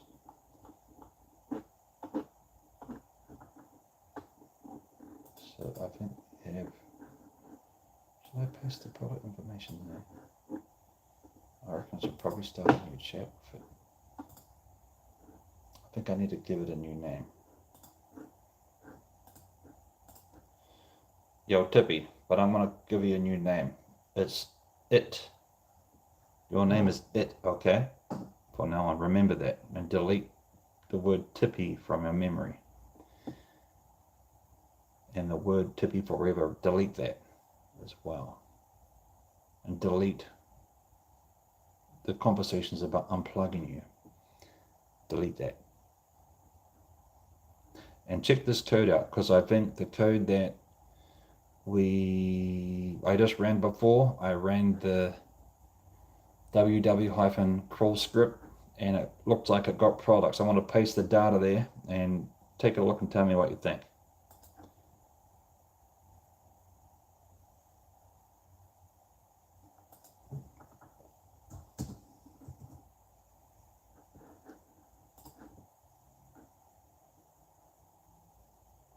What? I ran out of memory again.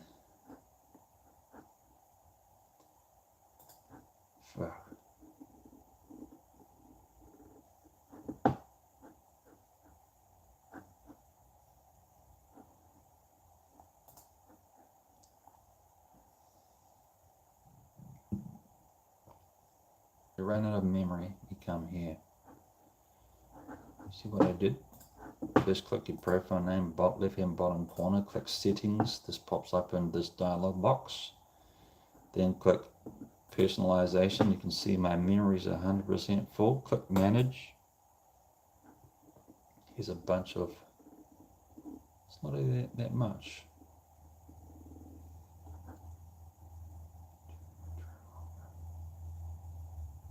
Obviously, this is about the key file stuff.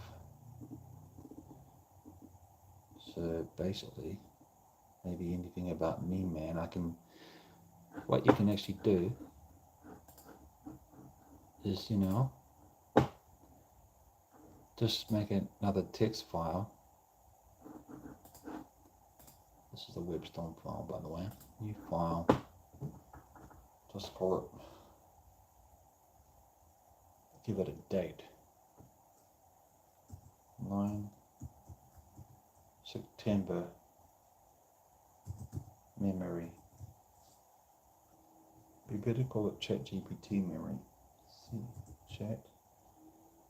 ChatGPT memory. So basically, I'm gonna put all the memory in this text file.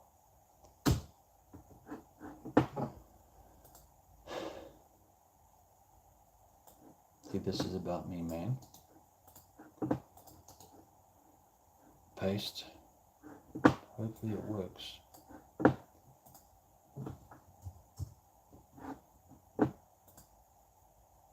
I'm sure it will work. If it doesn't, I'll just put it back again. Anyway, I pasted it there.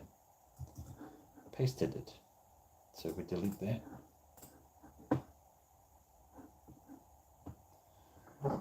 So anything about me, man, I'm just gonna put it in the Me Man project. It's just specifically related to Me Man. So I can delete that. This is another Me Man thingy. Paste it first. Make sure it's there before I hit the delete button. This is annoying. I need to get some extra lines in here. Paste. That's there. Delete. Delete. Did I get that one? Man, error, yes. So forget that memory. These are just all preferences about how I want to display information and information about my project. Man project starting at the back end. Yep. Because the last thing I wanted to do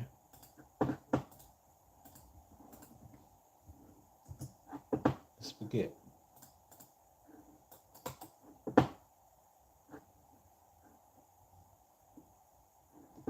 I'll read these other ones after that are not Me Man related. Mean Man isn't cool. This is mean.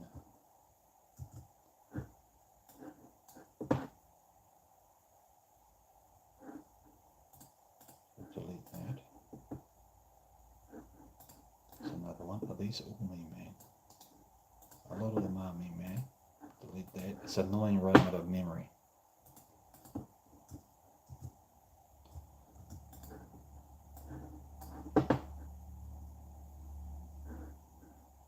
What's this? New branch resolve summary branch fixes return to N1. Always keep, do not mention compensation history. Keep response concise, rule explanation. This is about me just getting it to.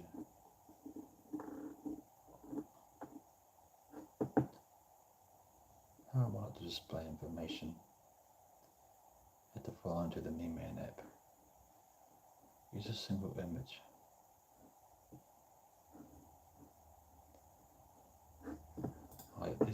This is what I told it to put in the memory just before, so I can keep a note of that, but it doesn't really need to know. Delete that. The app will be unsensitive set for. Okay, this is actually being just related. Most of this stuff is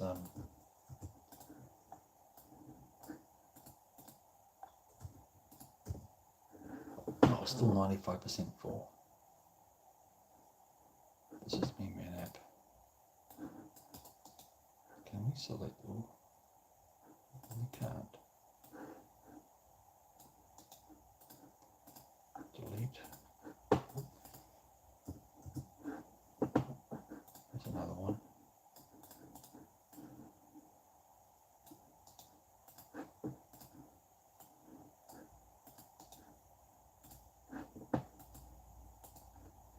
Delete. Prefers that I use the term retrieve instead of, yeah. Prefers the term retrieve instead of recall. I said it. Forget that they're saying it twice. Would like me to adapt more machine-like tone. Yep. Prefers the term. I said it again. Prefers that rap lyrics remain uncensored when creating content for YouTube. Yeah, they can stay there because I'm not putting it in the Me-Man project. Prefers content that is genuinely free. Prefers that content created for project is genuinely free, not misleading. Wants to use the crawler. Okay, that's something we don't need. Prefers sparse pages.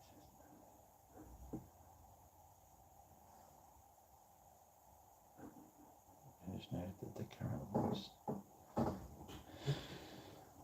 is due to upgrades. Okay, I don't think we need that. Panel instead of panel. Yeah, that's annoying. Prefers a faster speaking pace. Okay, we just get rid of that. Prefers that with a spelling out text. Yes. Is current work on integrating a web scraping feature into the Me-Man project that retrieves the project. We can actually just take this out.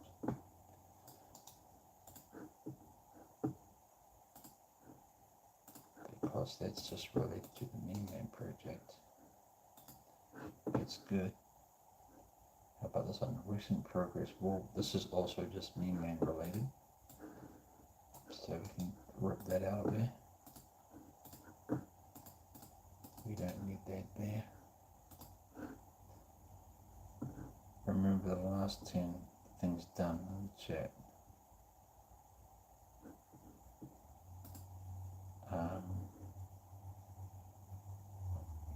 In the chat before command and the current status of it. User wants this information committed to memory for future reference. Set plan for a new chat.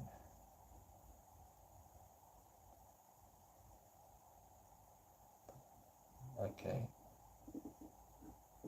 Here's another thing about the last 10 things. Guess I'll leave that one there. Currently working on integrating seasoned cookie jar. Fetch. I think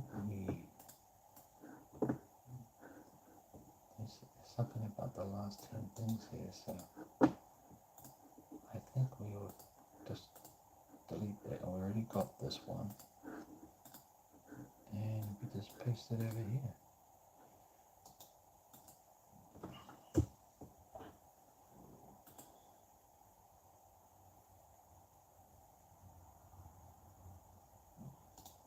It's okay, I can have numbers. I know we'll probably just ignore those numbers. That's rabbit hole mode. We need that everywhere. His request to switch back into gangster DM mode and wants extreme hype summary. Okay, we don't need this. Wants a 5-minute hype story. We don't need this either. remember the command from that.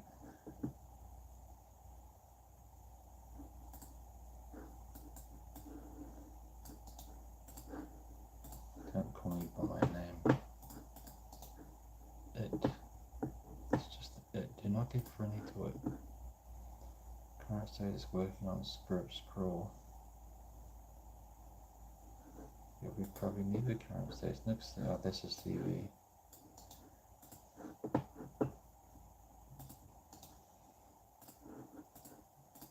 This is not the CV project, so next project for me man. This is the me man one, so this can go to me man text file. I guess it's quite a bit of information here. Where's paste? Okay. It's quite a bit of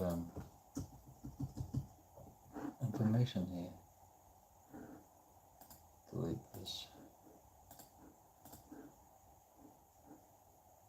Correct one piece of voice. This we don't need that. This for each coding session before the user starts coding, switching into 10 gangster mode. We don't really need that. Once I start coding session by switching, we don't need that. After iteration, rap lyrics, we don't need this. Refers to very straightforward feedback, maybe. Like this one is note on use once the YouTube monitor. Yes. Prefers with a. Okay, we don't really need that. Just when acronyms are used, we want them explained once to keep. Like revenue. Of course, we want to keep revenue in mind. It's a stupid question. Was it prioritized? Yep, I went over this. Just delete it. What's this?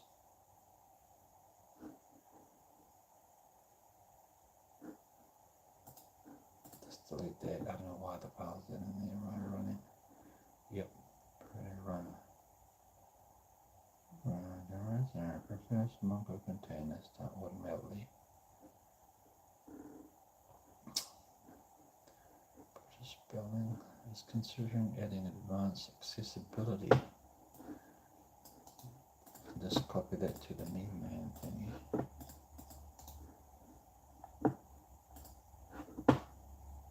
Is interested in integrating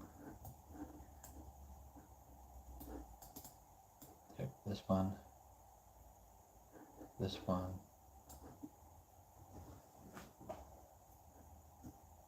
this one, this one. This is all me stuff. Yep.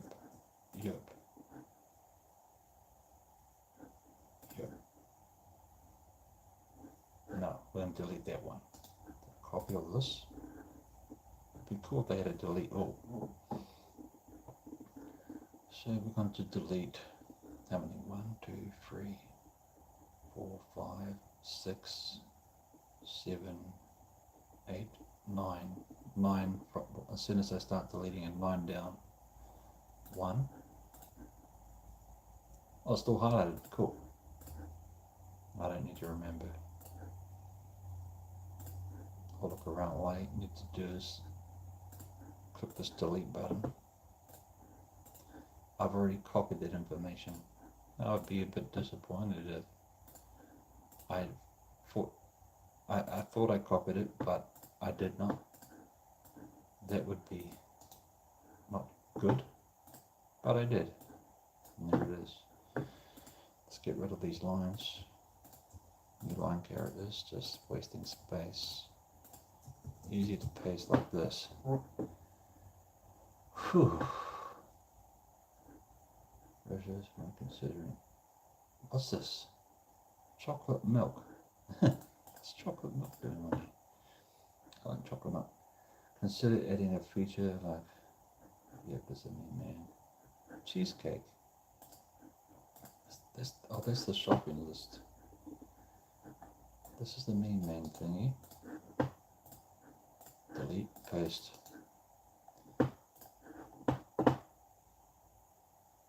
Discuss. What's this? This is a.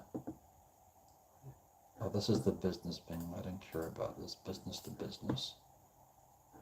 Screw those businesses. I'm helping the people. Shopping lists. Maybe I need shopping lists. Consider adding a feature to track and reduce time spent in the supermarket. Yep, we want that feature. So any features. But why do we want to spend so much time in the supermarket? This is cheesecake shopping list again. Shopping list includes. Isn't there another shopping list there? No. Okay, 5.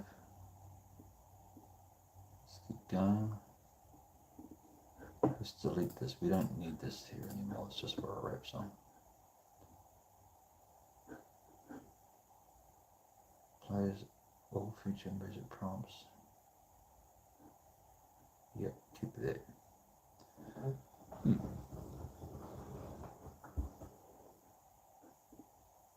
Yep. Prefers all rap. Yep, we don't want to delete that. We don't want to enhance. What's this? Image generate asks me to remember 3-day rest plan. No, we don't need a 3-day rest plan anymore.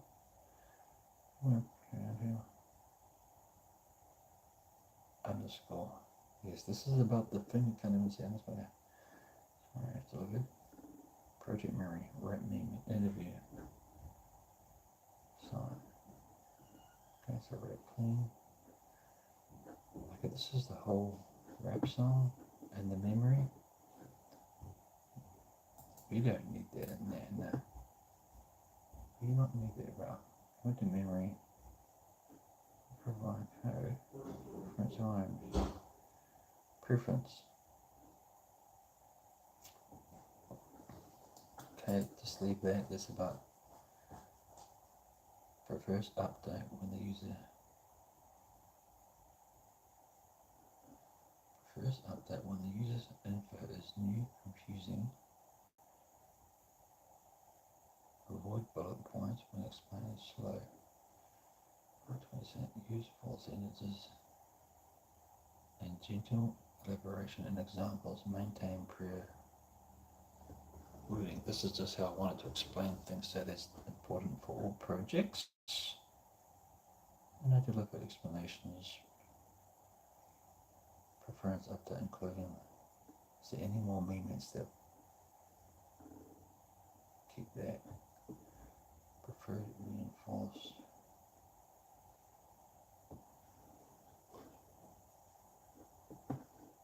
I think we don't need this.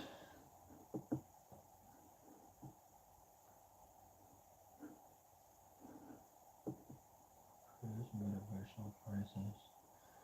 Rabbit hole, we need that. Gangster mode, we need that. Forget. Snapshot. Project snapshot.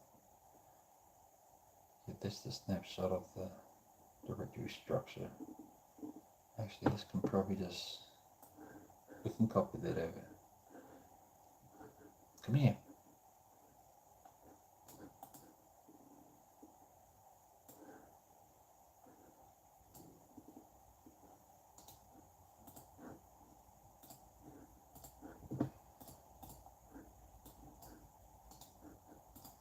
Otherwise, it will keep forgetting things.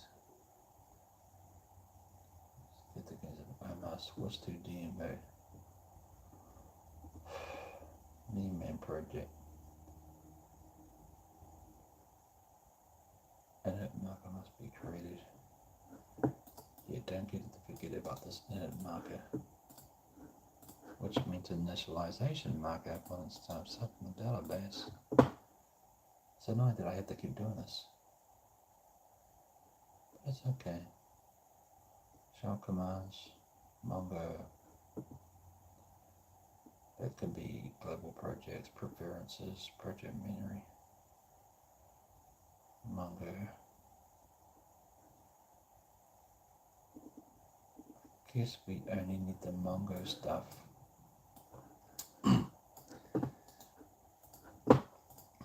For this project, If I have another project, I'd have to copy the memory over. This is for flowcharts. That could be global. This is Mongo. This is only going to be for Minman, so copy that. We're on actually line 67. Full shell commands. Yeah, I'll leave that there. If that could be shared amongst mapping workflow. Display committed account memory. Explanation technique, rabbit hole. And that's it. Okay. How much memory? What the fuck? Okay, that's not actually true. We should have a lot more memory now. So if I go back in, it just didn't refresh, that's all. A little bit of a shocker, but it's okay. Manage. Ah, it doesn't tell us how full it is because it's quite empty now. But the problem now is that it will forget. This is all the stuff related to the Meman project. 9th of September memory, there's this file here.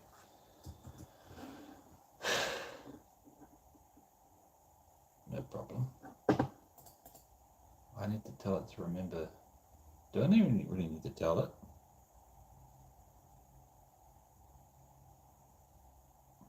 That's annoying. I don't want to tell it. Let's just try. And you go here. Here's a list of files. You can have 20 files here. See, I've got a screenshot of the project structure and its memory. Like this index file, we don't really need that one. I think there's a limit of files, so we can only have so many. But this is the file we need to attach to the project. Okay, 9th of September, ChatGPT memory. Cool.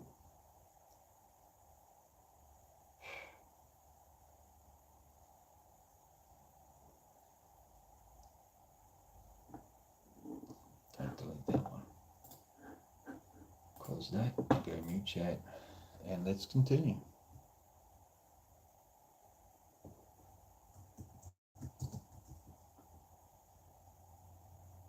Okay, let me paste the output, just get straight to business. So we basically have the products now.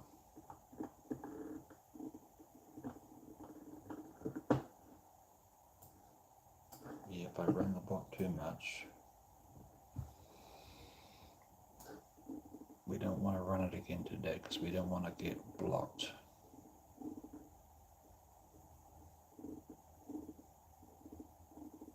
I have a dynamic IP anyway.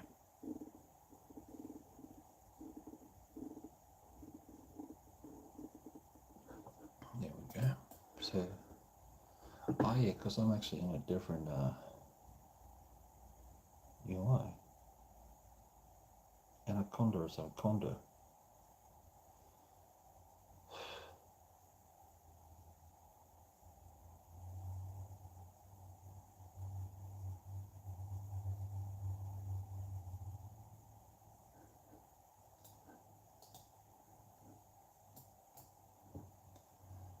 Let's copy that.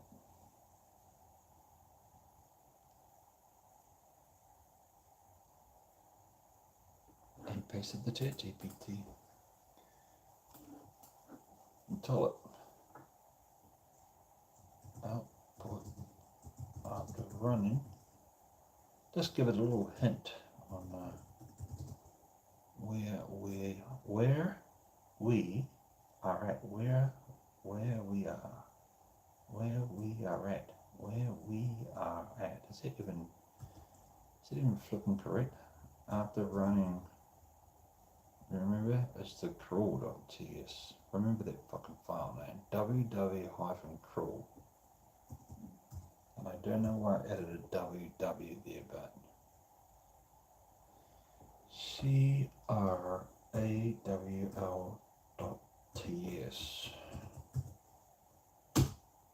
Okay. Oh, we are back to business.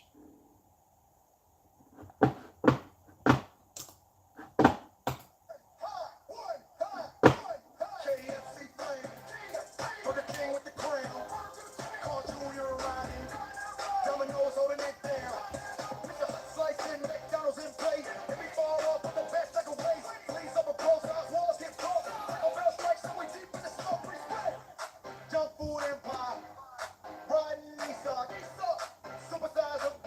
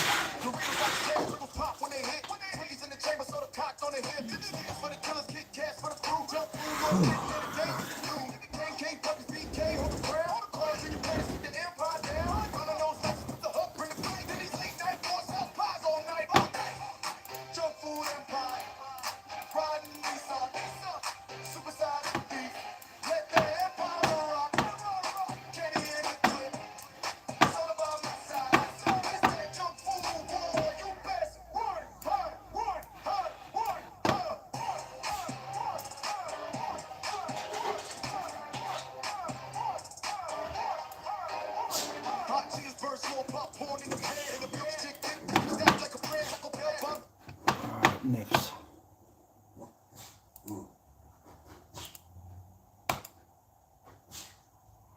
Nice. This shows two separate wins. One, your first run is correctly crawling the top level menu and building a clean nested tree, labels hrefs segments.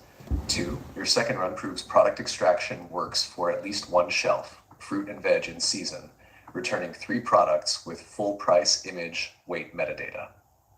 Why the other 2 shelves are empty. Beer and wine often needs an age gate store context before the JSON product API returns data. It'll silently come back empty.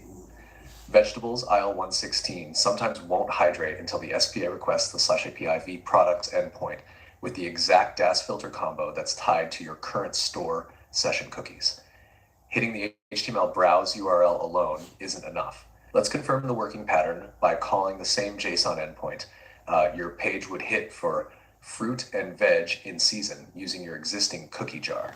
You can see the code in our conversation history. Anyway, we're not including any alcohol, so fuck that. But we want to include the fruit and veg. Are there any other categories missing? Any other products?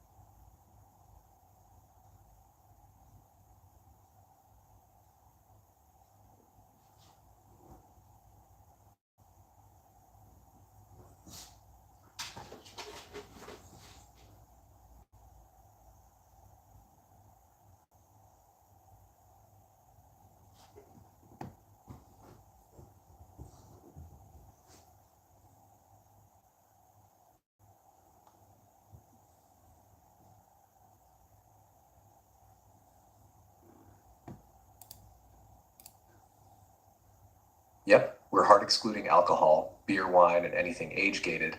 And right now, you've only actually pulled products for one shelf under fruit and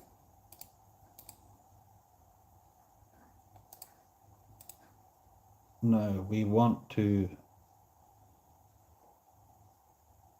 Some other products are age gated, but we want them listed like energy drinks. That's fine. Just not alcohol or cigarettes.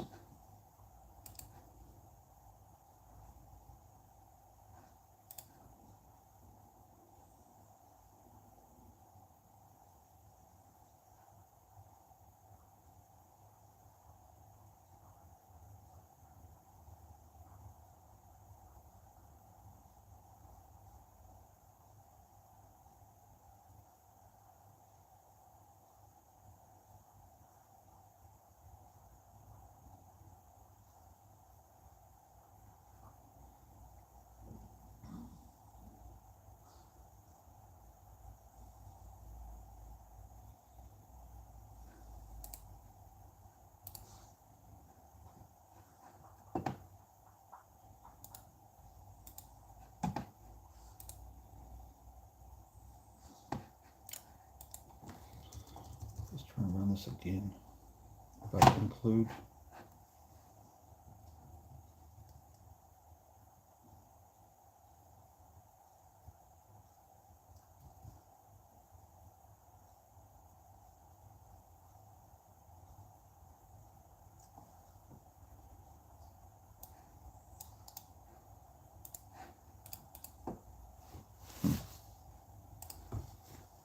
How do we run www crawl script to get all categories and all products just so we can test at one time.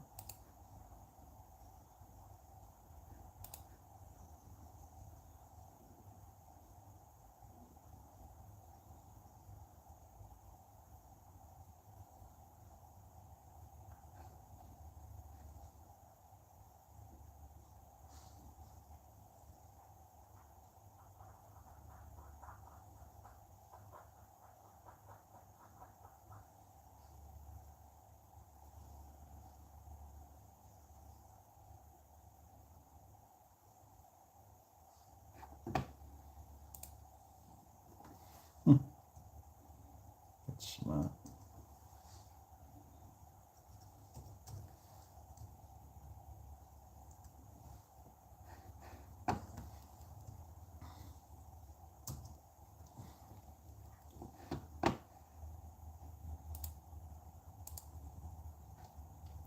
I use products free. Let's do this so we can test. Have a look at, maybe we are getting fruit and vegetable products and energy drinks already listed.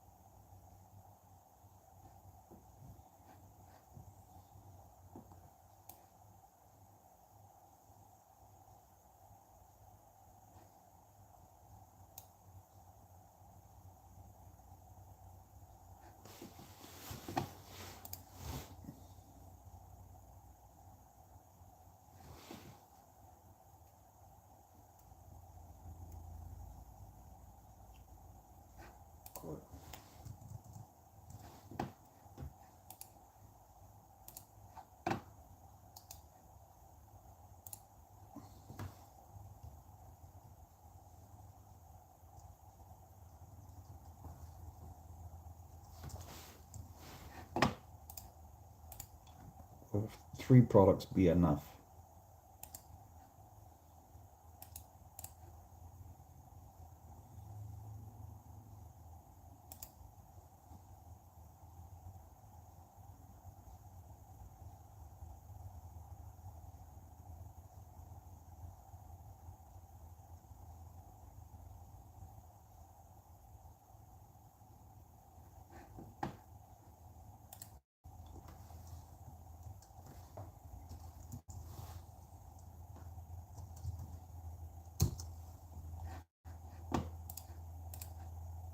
Okay, running it with 10 in all categories with that command. So that command's going to output it to a file, right? To www.crawl.out. It's going to pipe the data out. Going to run the command and pipe the data out. What does the T command do?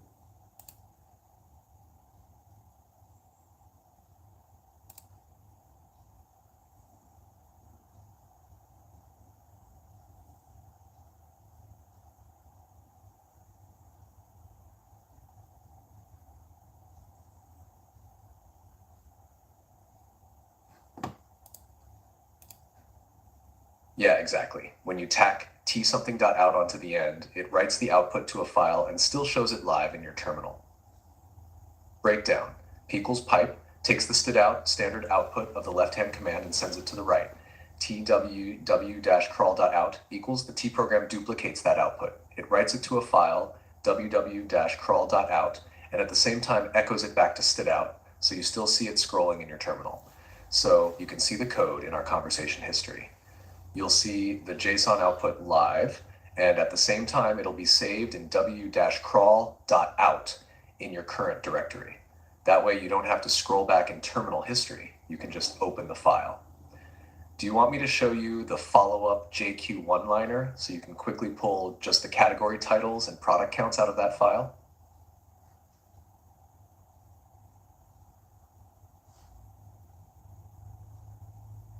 No.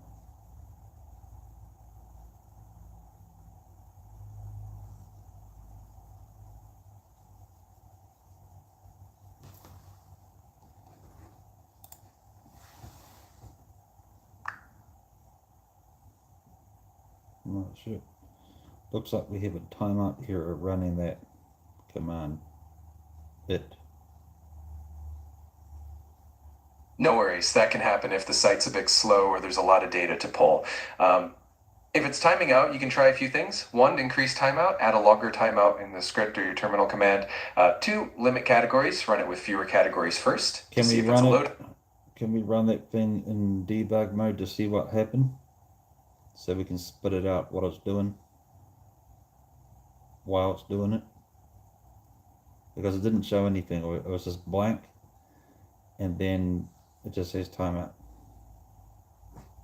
Absolutely. It says timeout 4,500 millisecond, which is 4.5 second exceeded.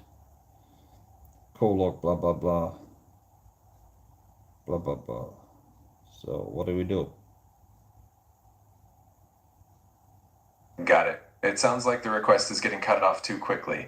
We can definitely increase the timeout and also enable some debug logging to see what's happening step by step. Okay. To increase the timeout, But we don't want to get blocked by countdown, do we? So totally. Should we run it again? I guess they don't really know all that. When we're clicking around. Yeah, if they're not actively blocking you right now, that's good. We can definitely run it again with a slightly increased timeout and maybe add a debug flag so we can see what's happening in real time. So where is this timeout set? No worries at all. Let's do that. We can run the command with a higher timeout.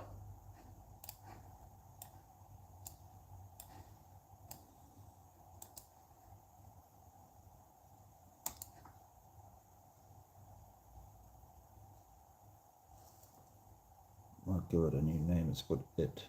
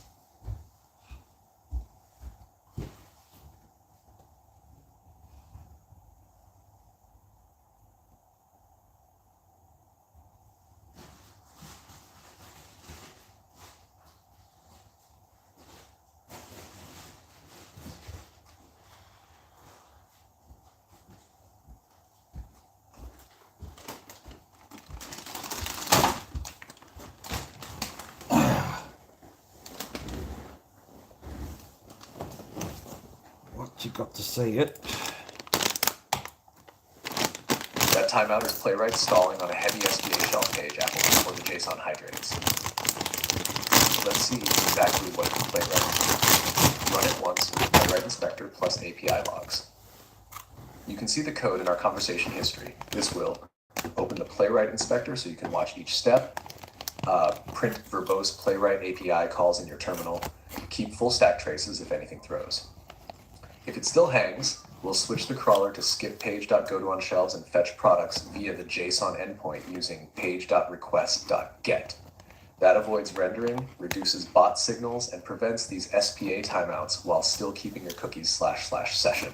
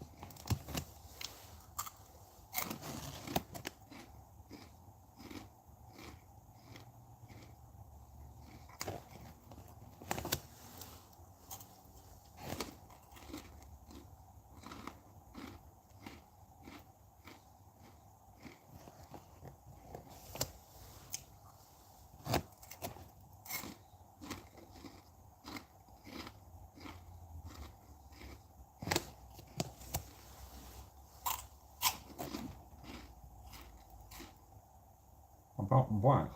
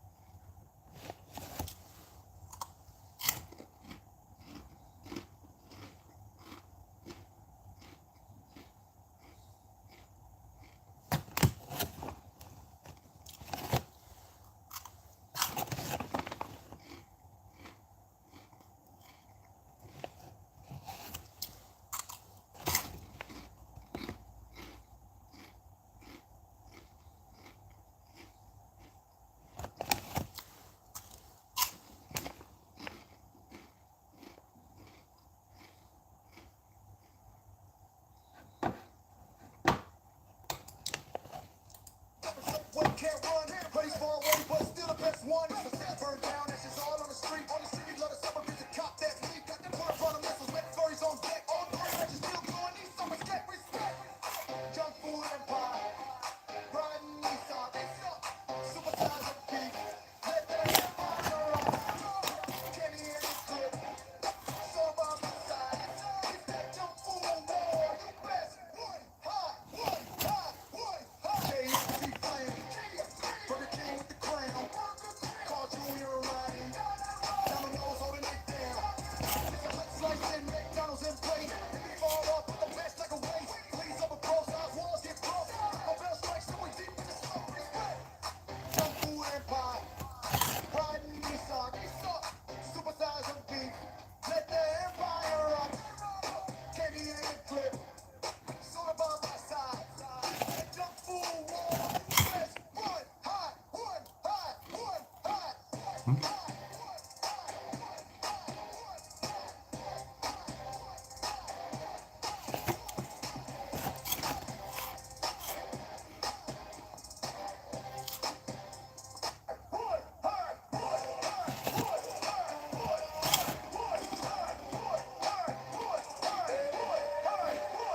Yo, I'm in the mode, junk food 24/7. Stacking burgers in the stash, fries touching heaven. Can't quit, man, the snack, pull me back. Check out line trap, candy bars in the stack. Sugar rush, heavy spike blood like a fiend. Can't put it down, I'm addicted to the scene. To the seeds in the ride, soda poured in the cup. Still hustle, keep the process stocked up.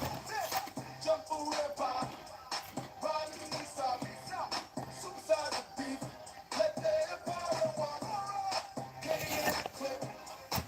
By my side, it's that junk food war. You best run hard.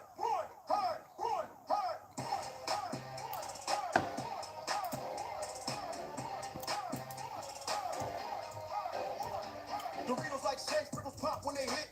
Twinkies in the chamber, so the cops on the hip. Niggas for the content, cash for the crew. Junk food laws, taking anything you can do. KK, Buckets, BK, hold the crown. Cards in your panties, keep the empire down. On the nose, like keep the hook, bring the fight. Then you late night, boss, sell flies all night. Junk food empire, riding Nissan, supersize of beef. Let the empire rock. Kenny in the clip, soda by my side. It's that junk food war. You best run hard.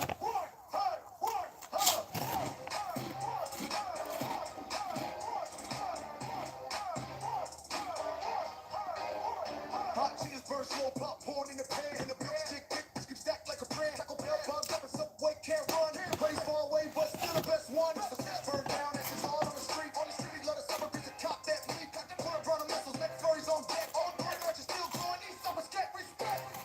Junk food empire, riding Nissan, supersize of beef. Let the empire rock. Kenny in the clip, so by my side. It's that junk food war. You best one hot. KFC flame, Burger King with the crown. Carl Jr. riding. Domino's holding it down. It's a hot slice and McDonald's in play. If we fall off, put the best like a waste. Please up a pro size walls get broke. My bell strikes, so we deep in the smoke. Respect. Junk food empire, riding Nissan, supersize of beef. Let the empire rock. Kenny in the clip, soda by my side. It's that junk food war. You best run hot.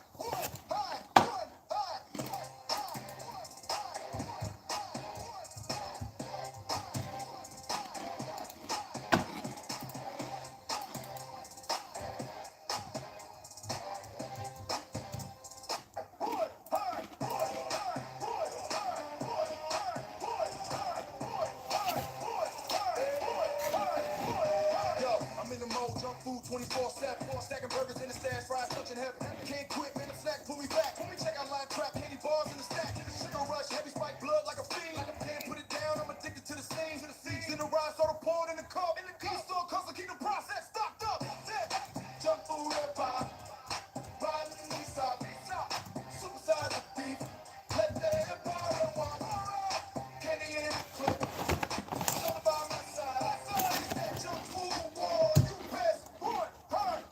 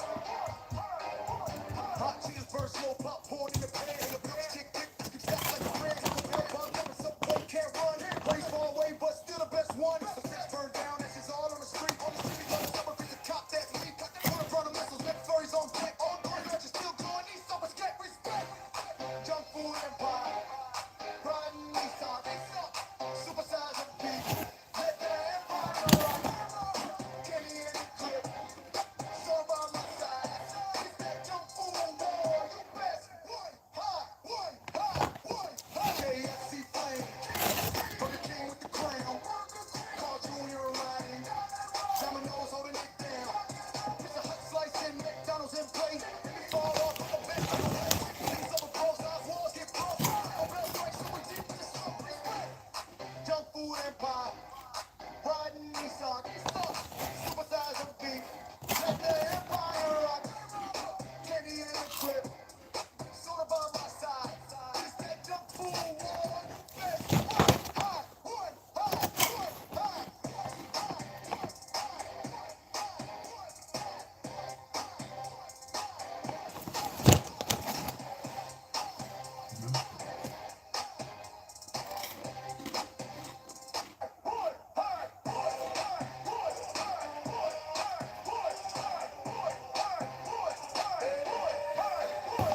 Yo, I'm in the mode, junk food 24/7. Stacking burgers in the stash, fries touching heaven. Can't quit, man, snack, pull me back. Check out line trap, candy bars in the stack. Sugar rush, heavy spike blood like a fiend. Can't put it down, I'm addicted to the scene. To the seeds in the rise, so I'm pouring in the cup. East Coast hustle, keep the process stocked up. Junk food empire, riding in the east side. Suicide the beat. Short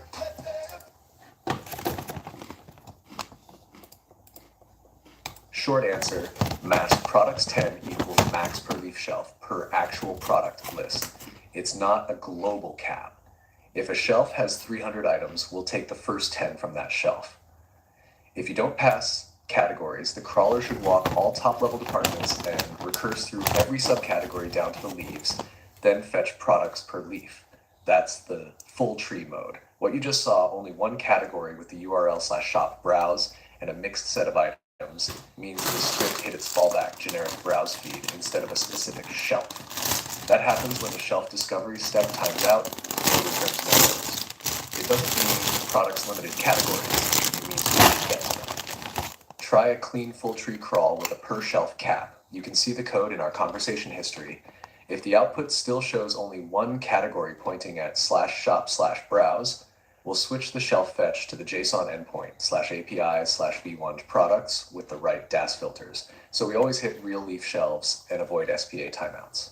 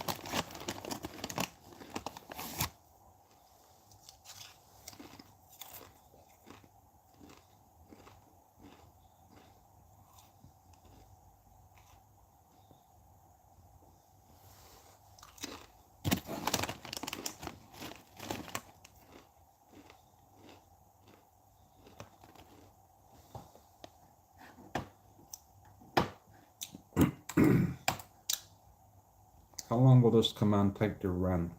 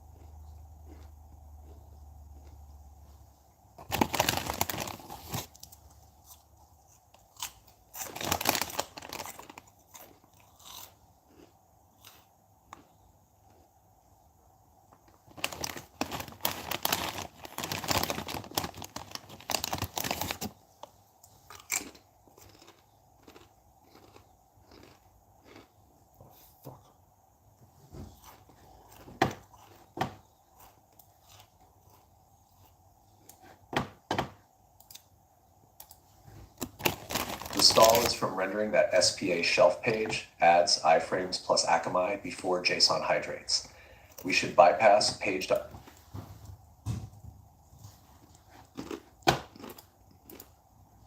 The stall is from rendering that SPA shelf page, adds iframes plus Akamai before JSON hydrates.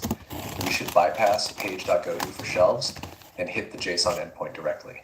Quick proof for the exact shelf that timed out: bakery, biscuits, dash scones, pastries. Run this, you can see the code in our conversation history. If this returns products.items, we'll switch the crawler's shelf step to page.request.get with those DAS filters slugged so there's no SPA navigation timeout, and we'll keep your alcohol and tobacco blacklist intact.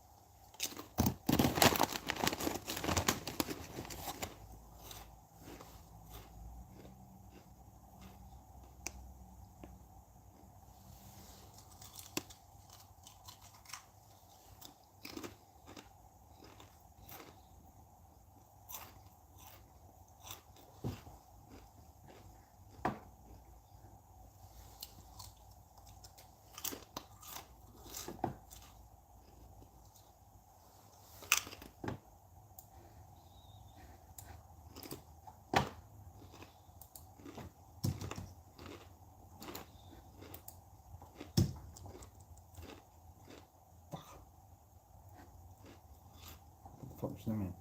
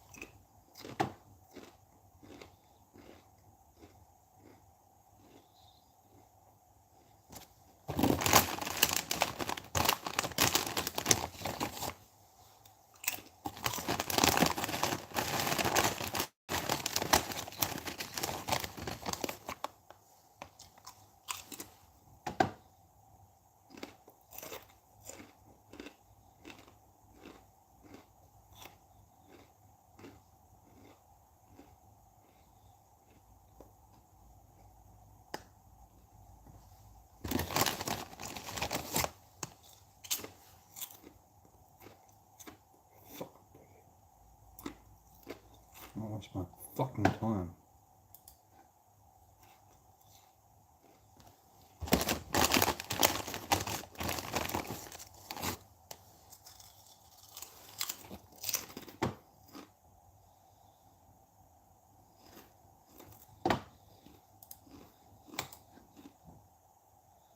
The 301 shows Woolworths renamed that shelf to shop browse / bakery / pastries croissants / biscuits.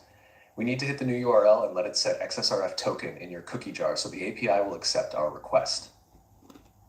You can see the code in our conversation history. This follows the redirect, loads the correct shelf, and should refresh cookies, including XSRF token.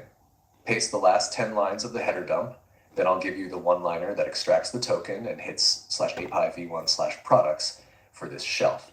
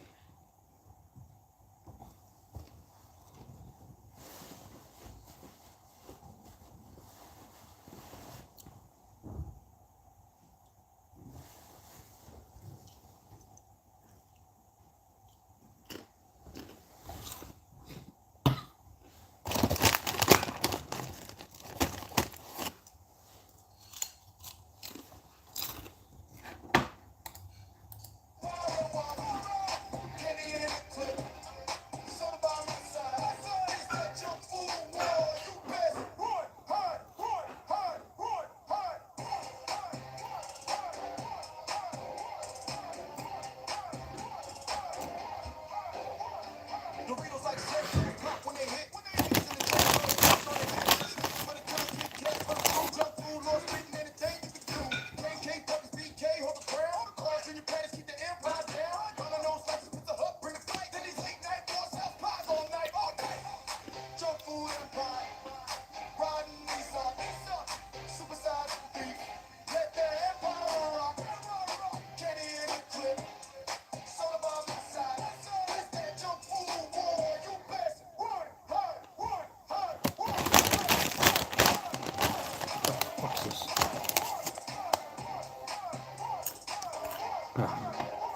Hot cheese burst, slow popcorn in the pan.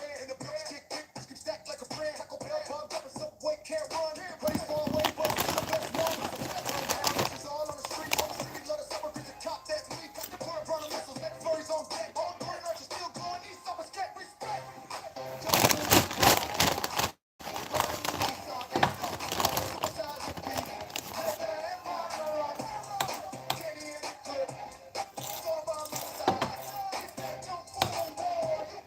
Perfect, the shelf now resolves, 200 OK.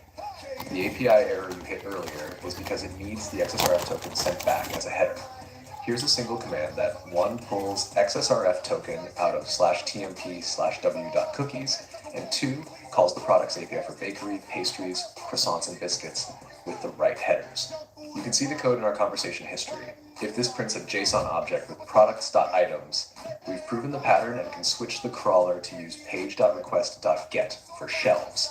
No more SPA timeouts, while keeping your rules, no alcohol, cigarettes, include energy drinks.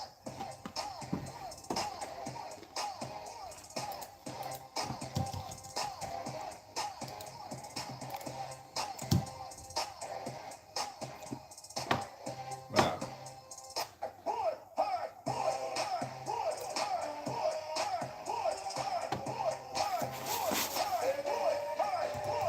Yo, I'm in the mode, junk food 24/7. Stacking burgers in the stash, fries touching heaven.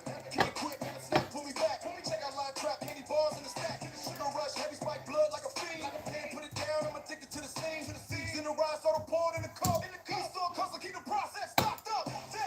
Junk food empire, riding the east side.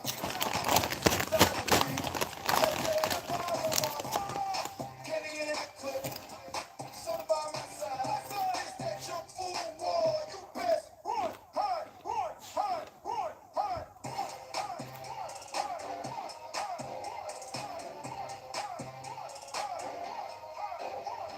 Doritos like shakes, prickles pop when they hit. Twinkies in the chamber, so the cock on the hip. Snickers for the killers, Kit Kats for the crew. Junk food lords, getting entertained with the crew. KK, puppies, BK, hold the crown. Cards in your pants, keep the empire down. On the nose slices, put the hook, bring the fight. Then these late night boys have pies all night, all night. Junk food empire, riding east side. Supersize beef, let the empire rock. Kenny in the clip, soda by my side. It's that junk food war, you best run, hide, run, hide, run, hide.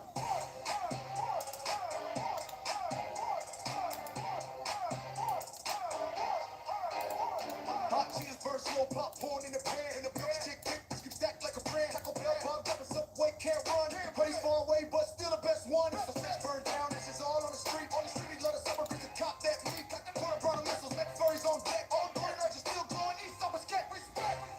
Junk food empire, riding east side. Supersize the beef, let the empire rock. Kenny in the clip, soda by my side.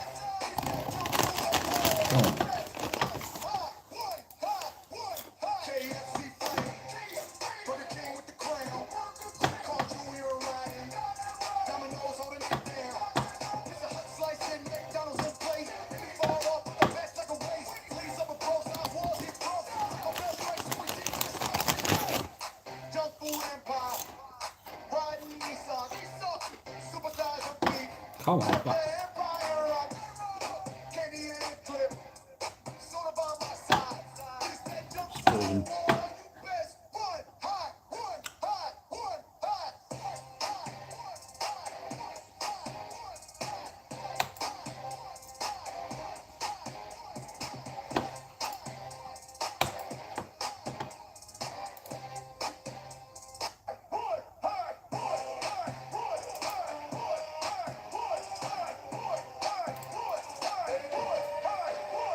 Yo, I'm in the mode, junk food 24/7. Stacking burgers in the stash, fries touching heaven. Can't quit, man, the snack, pull me back. Check out line trap, candy bars in the stack. Sugar rush, heavy spike blood like a fiend. Can't put it down, I'm addicted to the scene. Seeds in the rise, so I'm pouring in the cup. East store custom, keep the process stocked up. You didn't get an XSRF token because that shelf page sets it via the browser context, and your curl doesn't execute the JS that plants the cookie. So awk found nothing, no XSRF token found. 2 good ways forward. Option A, fix the crawler, recommended. Skip SPA renders for shelves and use playwrightspage.request.get, which automatically carries your session cookies and XSRF header. Patch outline, TypeScript. You can see the code in our conversation history. Also, don't page.gotoshelf URLs anymore. Only use them to construct DAS filter and to set refer.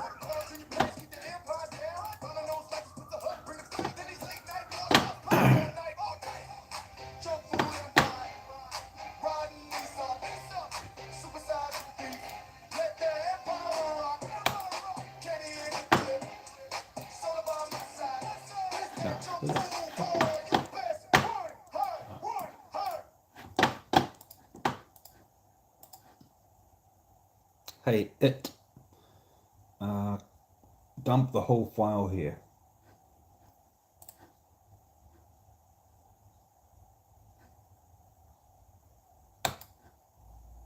Oh, wrong button.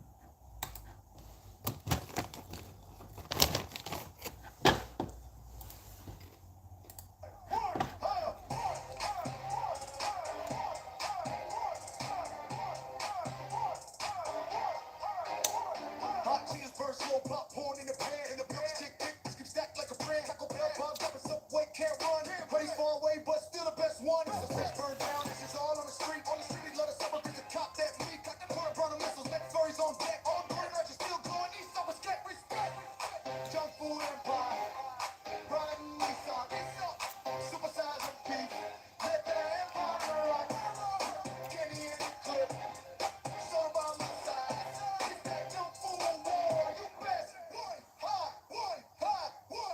KFC flame, Burger King with the crown. Carl Jr. riding, Domino's holding it down. It's a hot slice and McDonald's in play. And we far off with the best like a waste. Please up a pro size walls get broke. On bell strikes, so we did this stuff. Junk food empire, riding east side.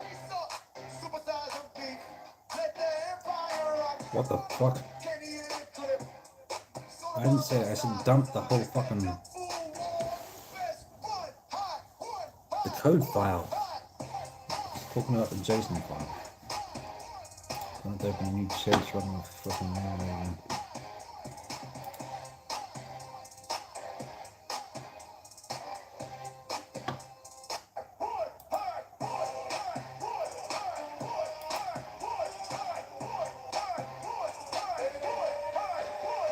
Yo, I'm in the mode, junk food 24/7. Stacking burgers in the stash, fries touching heaven. Can't quit, man, the snack, pull me back. Check out line trap, candy bars in the stack. Sugar rush, heavy spike blood like a fiend. Can't put it down, I'm addicted to the scene. The To the fuck seeds in the is ride, this? so poured in the cup. In the store, cause I keep the process stocked up.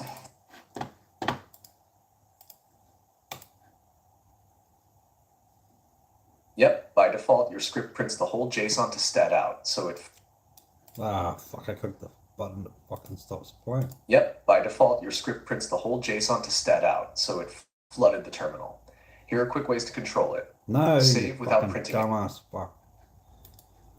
Shh. No, I want you. Your new name is it, by the way. I need the entire www-crawl.txt file with modifications that you suggest displayed. I'll put them here. That's what I mean by the whole file. Dump that file. Now do it.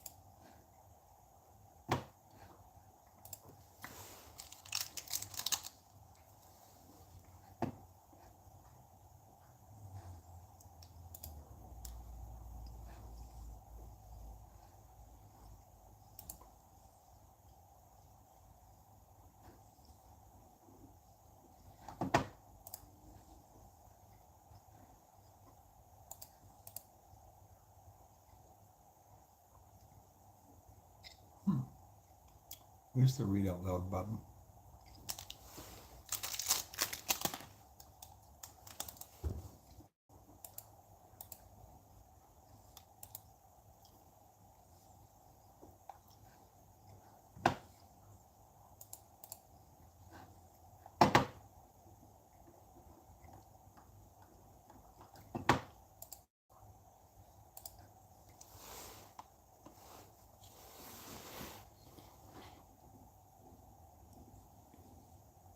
All right. Hit reporting for duty below is a complete drop-in TypeScript script named scripts/w-crawl.ts.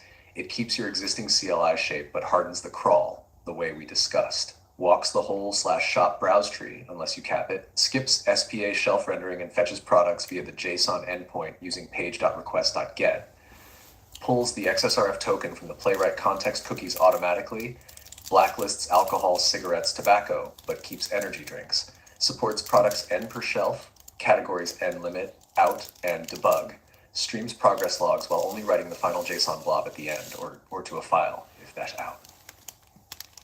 Open quote, run with npx tsx scripts wprol.ts or add flags like -products10-debug-out wvia-crawl.json. Close quote. You can see the code in our conversation history. Want me to tailor this to your exact file name? If you literally meant www-prol.tx, I'll rename it, or wire it to persist straight into Mongo using your existing helpers.